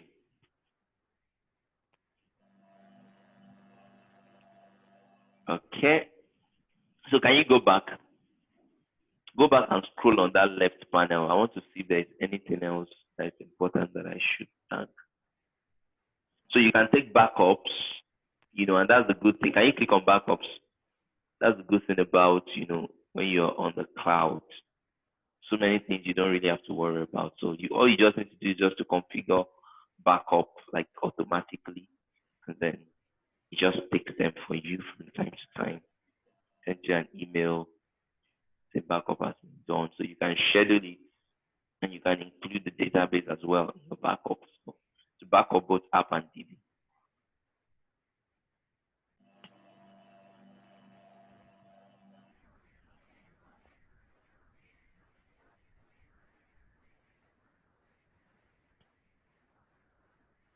Okay, go back again and go to TLS and SSL settings. This might also be something of interest to us. So you might want to turn off, support for SSL TLS 1.0 and 1.1. They are not secure generally. So, and then if you want your app to be on just SSL only, like you don't want people to be able to access from HTTP, this is where you can turn it on. You can see a button to buy certificates, and you can actually bring in your own certificate. Maybe you already bought it from somewhere else. You just come and you can create a binding on a separate port All these things are also the things you would do on IIS. So different, whatever security settings your organization supports. Some organizations don't support TLS 1.0 and 1.1 anymore. So you can, but if you want to enable it, you can enable it. Just set your minimum version. And if you want it to be S only as well, some people are doing that. How can you click on buy certificate? You need to provide your domain name authorization. So you can use one certificate to secure one web app, and all this white card valid for 1 year. Okay, so if you want to buy, just supply the domain name. The domain name you are buying that certificate for. Most of the time, you might already have bought the certificate from where you bought your domain. So it's all the same thing. You just get a PFX and you can import it into this place. Can you go to scale up? Scale up.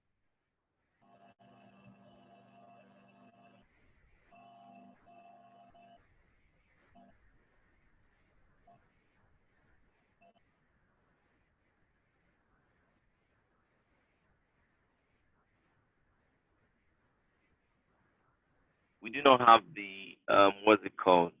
We don't have the resources to do that, but there is something called scale up. There's something called scale out.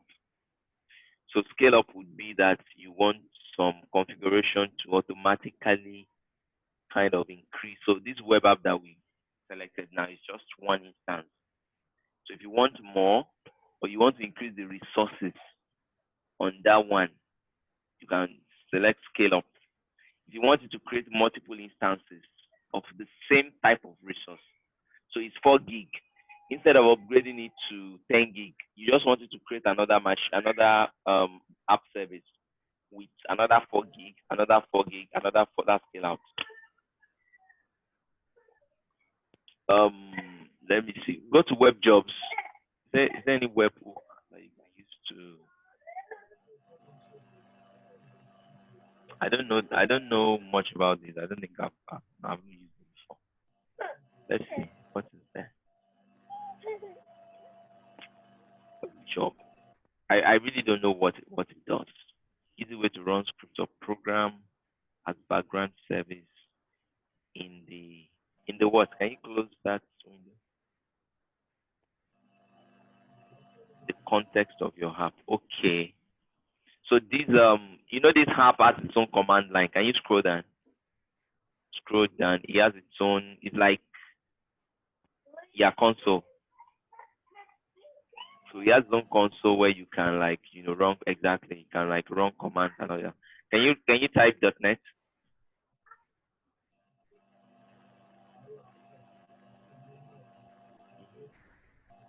So you get what I mean? Just the same way if you want to access that command line on the line.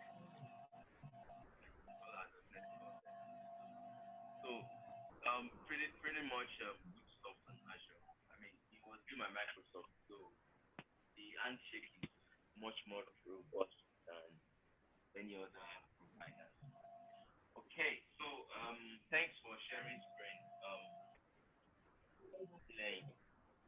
So let me share my screen. Let me show you how I'm going to create that subdomain that I use, and then I can map it so that we can use the custom domain for that.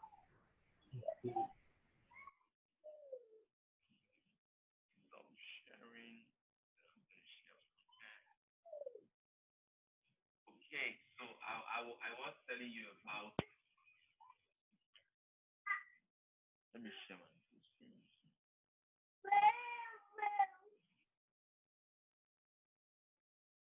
Okay, you should be able to see my screen now. So there's something called Cloudflare.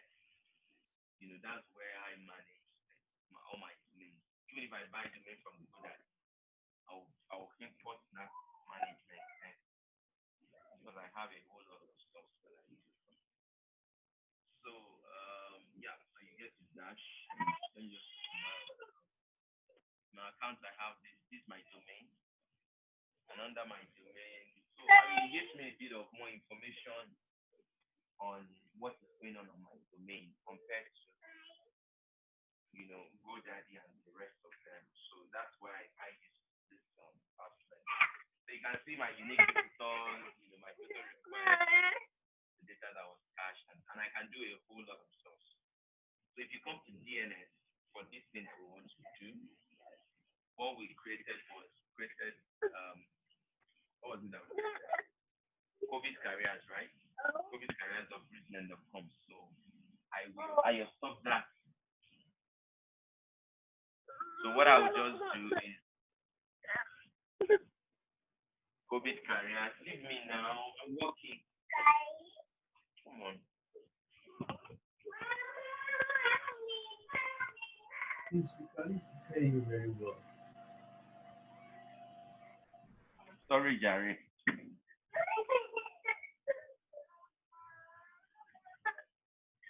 You can't see what is that you cannot see? You can't see my screen. Is it small? No, we can't hear you very well. Maybe your mic. Okay. My mic piece is not set. Sorry, my son is just disturbing me today. So just select the type. It's a C name that I'm creating, and it's for COVID careers. So it's an alias, covidcareers.brisbane.com. So I now need to put it on a target. So that target now will be, can you chat me the URL? The URL to that, I think it's pass container, something like that, right? So you can chat it to me, pass container. I don't know if it's container or containers. Azure websites. .net. Is that correct? Is platform as it says double A. Which one is double A? The pass. Double A? Yes. Like this? Yes. Okay. I was wondering when he accepted it the first time. I'm like, somebody will have used pass container now. Okay. Pass container. All right. So I'm creating the C name now. I'm mapping covidcareers.brisbane.com to this guy. So first of all, let me check if this guy is up and running, which is supposed to be. No. Am I correct? Is it Azure website.net? His website. Yes. Maybe you should chat it to me. Oh, okay. It's HTTPS. Okay, I get. App service is running. I thought we had deployed something there. Could it be because of the slots we swapped? Oh, it's possible that we don't have anything in that staging slot. Are you with me? Yes.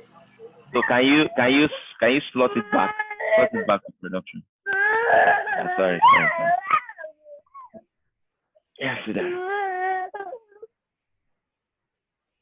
Go and bring where's your phone?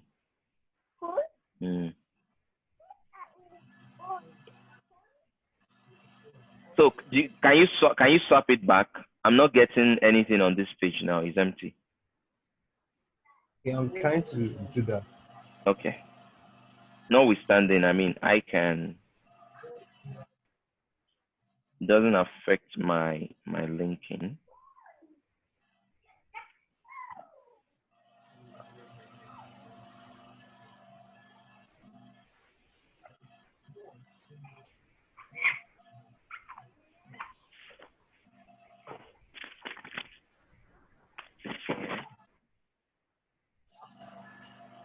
I'll save this.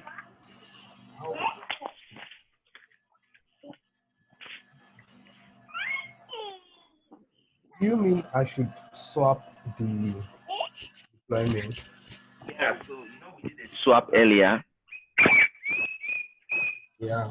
Okay. So I'm thinking that the slot that we swap to is actually like an empty slot. So there is nothing there. That's why it gave me that Microsoft landing page. But remember that we had already deployed something to the other slots that we swapped away from.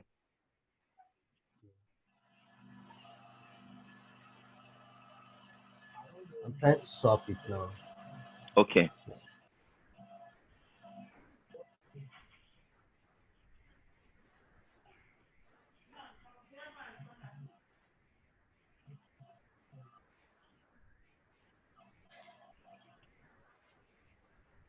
So it says we need to map. Let me see.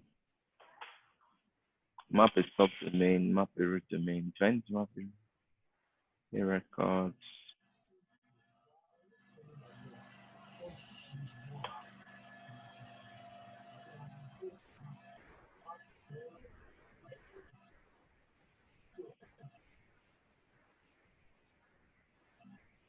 Verify, adding a verify ID as text. Okay. One more thing you would do for me. Are you there? Yes. Have you been able to swap it back? Yes. Yes. Okay, good. So you see that the swap really actually worked.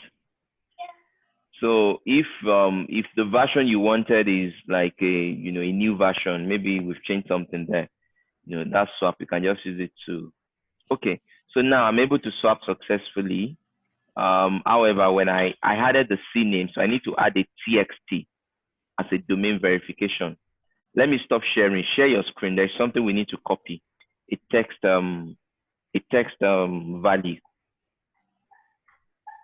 If you go to that our custom domain page,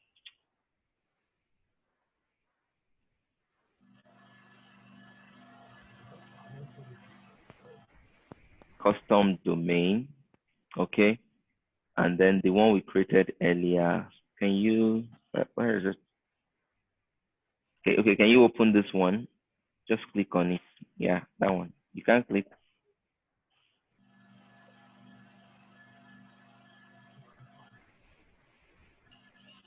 Oh, this subscription is eligible. Ah, okay. Because it's free, right? Yes. So what we would have been able to do. So two things we would have that he told us to add the other time.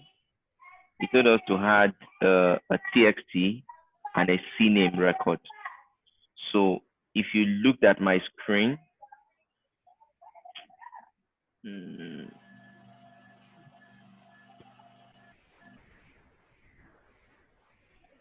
if you looked at my screen, I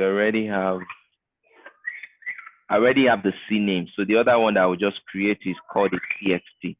Can you guys see my screen? TXT, and then I'll just put a value for it. I'll copy that value from Azure and put that value here. It's always one long, text like that. So once you have a TXT and that CNAME, I mean, so when I hit like breeze COVID carriers .breezeland.com, I think it's COVID carrier.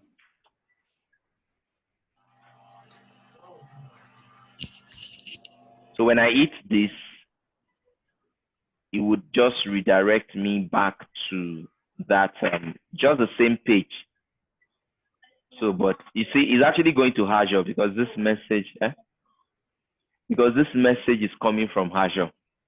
So meaning that my CNAME is actually working, right? So, but our app doesn't, because we're using a free subscription, it doesn't allow us to do custom domain with it until we make some kind of payment. So this is all you have to do. Come to Cloudflare or wherever you're managing your domain from. So let me show you other things that I have. You can see my other CNAMEs. So I have something called school.breezeland.com, which is where our school is, right? So, and you can see that it's redirecting to wherever application it is.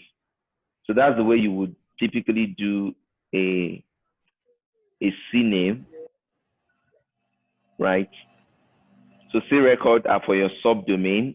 A record are for your main domain. You can see A.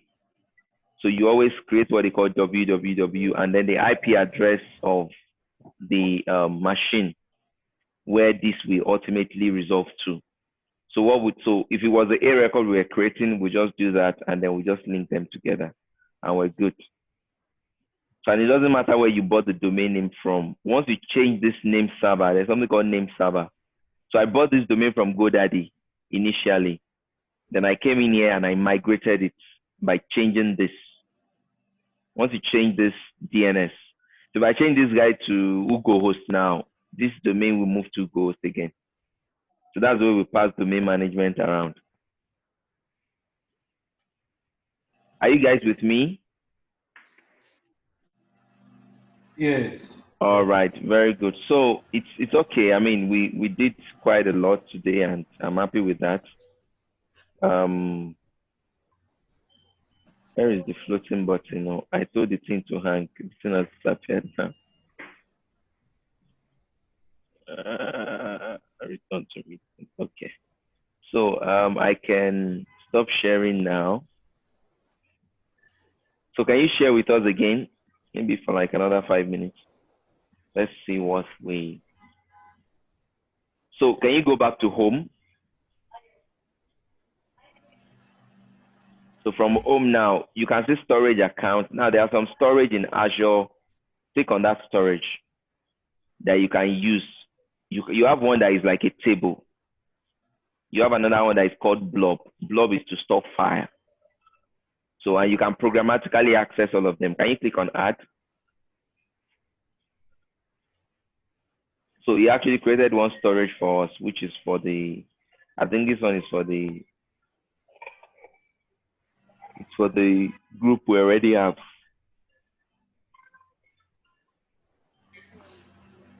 So storage is just like where you can store something. So there is one that is like a table. It's not a database though, it's just a table storage. There's another one for file. And there's another one for blob. If you want to store images, so for instance, profile pictures, you know, if people are uploading, let's say you built an application that people upload files.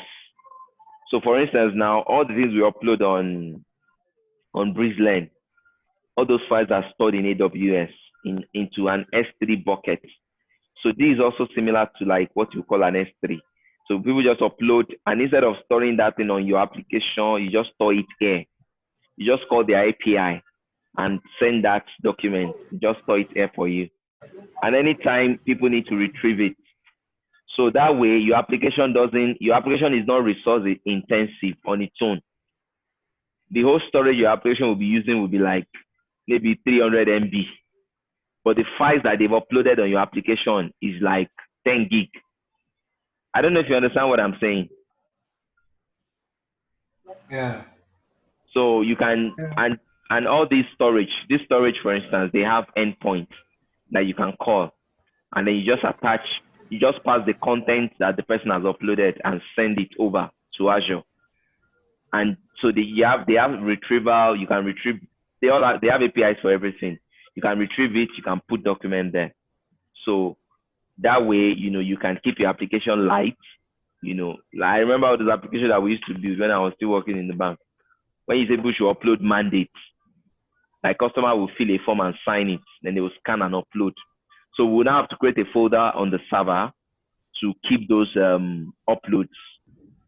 So over the years, you see that storage growing. And maybe one day the application will just stop working. I mean, that didn't happen, no, but I'm just saying, you know, hypothetical scenario. Maybe the storage is filled up. Is it storage of 5 gig, 6 gig? But if it were in the cloud, nobody would have bothered. Because cloud is like infinity. Is your money that will be working. Can you go back to home again? So that's it about storage. There are a whole lot of things about these things though, but you know, if you become an Azure developer, meaning you are developing with Azure, you will just know how you can use APIs to, you know, interact with storage from your application, how you can deploy to app services. You can create a SQL database. I won't go there, but you can create it. You can create a Postgres database and a Cosmos. So SQL database, of course, you know what the SQL database is. Postgres, we know what Postgres is, right? Yeah. It's also a SQL database, but Yeah, it's relational. another engine, yeah. And then there is Cosmos. So Cosmos, if you remember when we were doing databases, I told you guys about SQL and NoSQL, right? Yeah. So NoSQL are kind of MongoDB.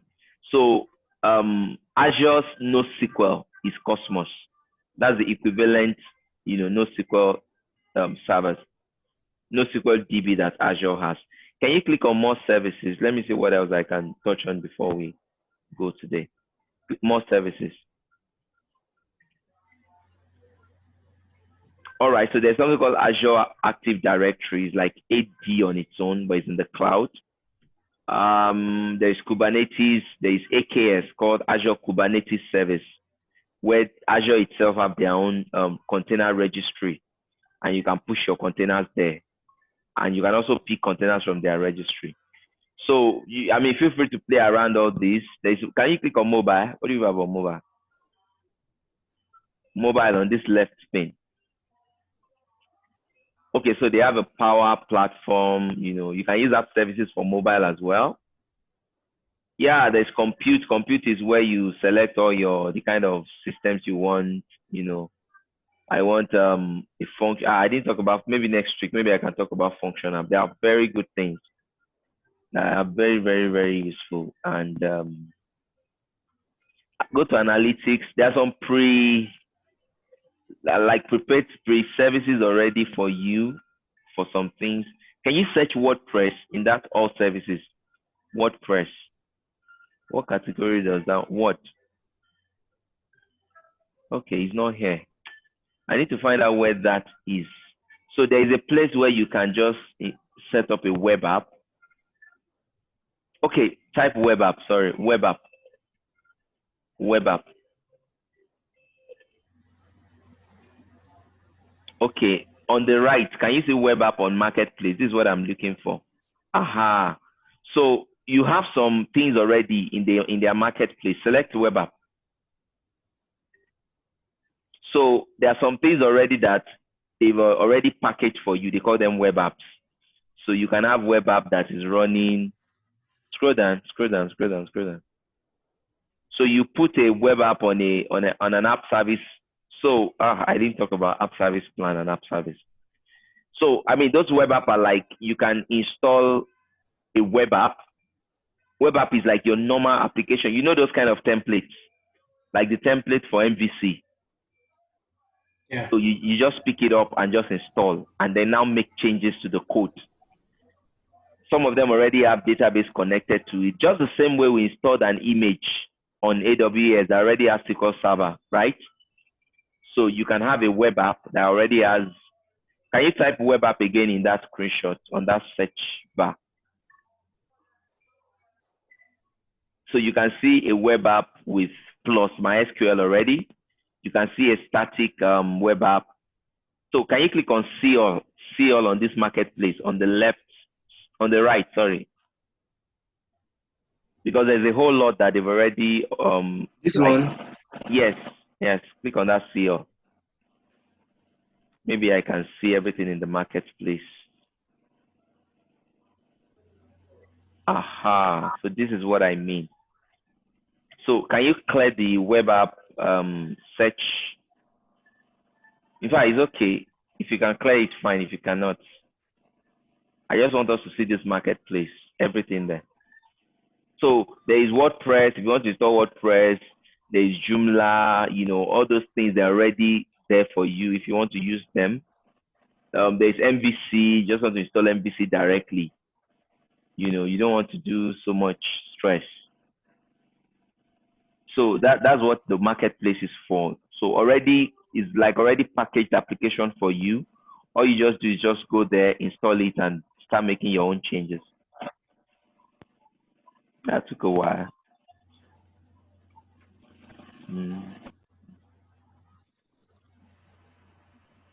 Okay. So that was just what I wanted to show us. Maybe you should type the web app again. Maybe the filter will help us.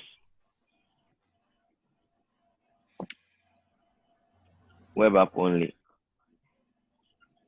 Maybe it's too much. I don't know. Okay, let's leave it like this. Let's just scroll down.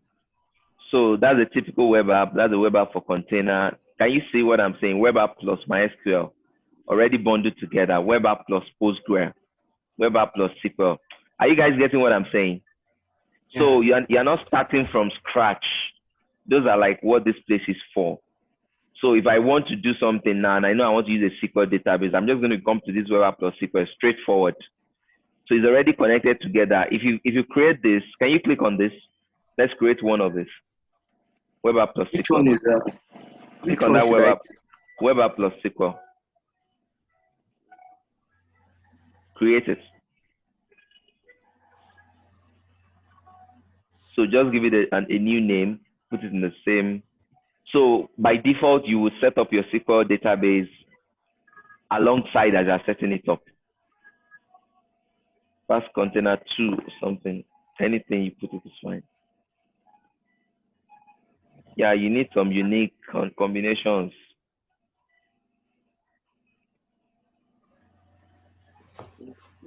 Okay. So what I just wanted to show you is scroll down. You see somewhere where you need to set your SQL server. Yeah, this is what I'm saying. So you can configure the SQL directly like that, and you can get the connection string of the database. So if you are connecting database, give the DB a name. You've already said it's SQL, so and then they just set this up for you straight up.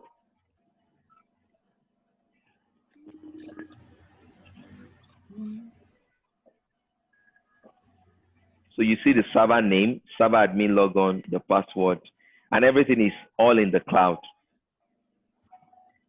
So does anybody have any questions regarding what we've done from the beginning till now?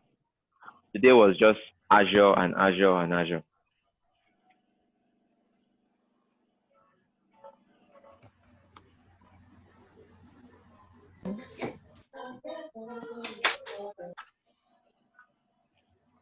So if anybody can also get this free account, it's very important that you play around with it, right? Because the future is cloud. I won't lie to you. That's the future. So there is no way you'll be a developer and you will not be versed in cloud. And they are all the same. They are not the same, but they are all similar. So they just the different names, but they all work like the same way, both AWS and Azure.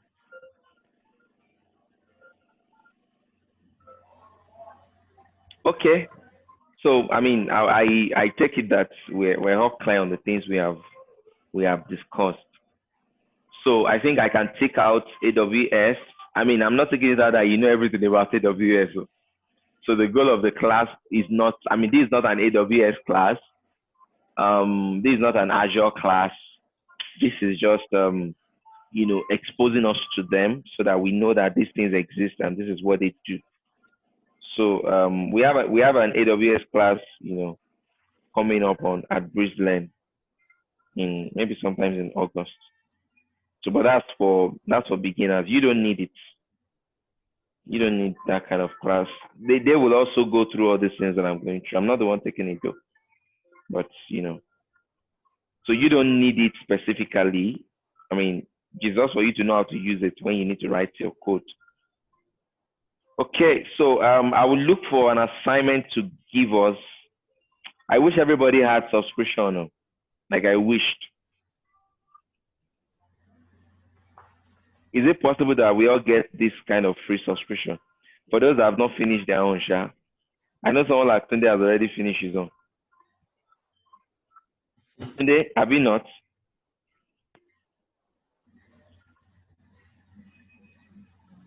Tunde, are you there? You can't hear me. Yeah, I'll try and get a subscription. I think I've created an account with Bata, so try and create. Yeah, if you can, I really like us to play around something like a storage. So okay. how do you mean by play around? We build a web app that has an upload button. Are you with me? Yes. Then when you click on that, I think we did something like that at the beginning. When you click on that upload button, whatever file you upload, we now store it in Azure. That's the assignment I would have loved to give us. So what that means is we will use the API we will use the Azure Storage APIs. Can you open another browser? Just Google Azure Storage API.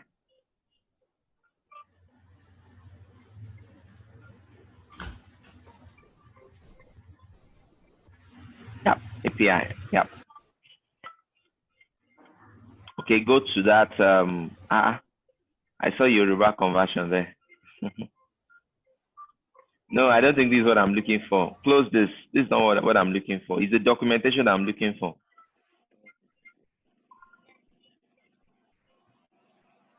Not the first one, the second one, Azure Storage REST API reference. Yes. So this is what I mean. The REST API for Azure offer programmatic access to the blob queue, table, and file service, right? So scroll down, you would see, scroll down.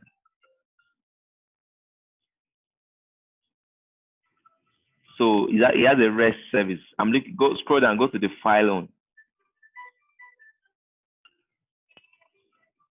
Okay, go to your left, file service REST API. Can you see it? File service REST API. Yes, click on that. Overview. Click on overview.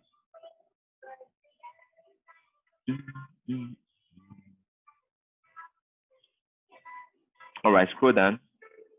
So you see the API. You see account.file.core.windows.net. So this is the API. You can see that you can use a get to list all the file. Are we together? You can use you can use storage to do the put. So you just combine all these methods. So if you want to like have a page that shows all the list of files in your storage, maybe in like a table format, and then you want to put a button at the bottom that shows upload. So when you click on that upload button, I want you to take that file, call the REST API, and post it to Azure, right? And then that page on which you are, maybe you can, when you refresh it, you see the new file that you just uploaded. I don't think it's too hard work to do, but it will give you like a very good understanding of how the Azure storage works. And Azure storage is one of the things you will likely be using if you work with a company that uses Azure and all that. Can we give that a shot? Worst case, Similarly will give us his API keys, and Similarly will give us a storage account. We create a storage account for everybody. Worst case scenario, if you can't get it to work. So I would really like us to do that, so you can give everybody one more storage account and give you permissions on it. And then you can use your API to call it. So that's the challenge that I want to give us this week. Sir, please, I don't understand the question. The question. Yes. What I want you to do. Yes. Okay. So what I want you to do is I want you to interact with Azure Storage programmatically. Okay. I want you to build. I don't need fancy. Okay, that thing is burning. I don't need fancy design, but if you can do design, awesome. So what I want you to do is build one page. On that page, make it a table. In a table, you display all the files that have been uploaded. And at the bottom, you put an upload button to upload file. But when they upload this file, I don't want this file to be stored on your application. I want this file to be stored in Azure. Do you understand what I mean now? Yes. So you will use this Azure REST API to, when you accept the file from the person uploading, you now call this Azure API and pass the file to Azure Storage.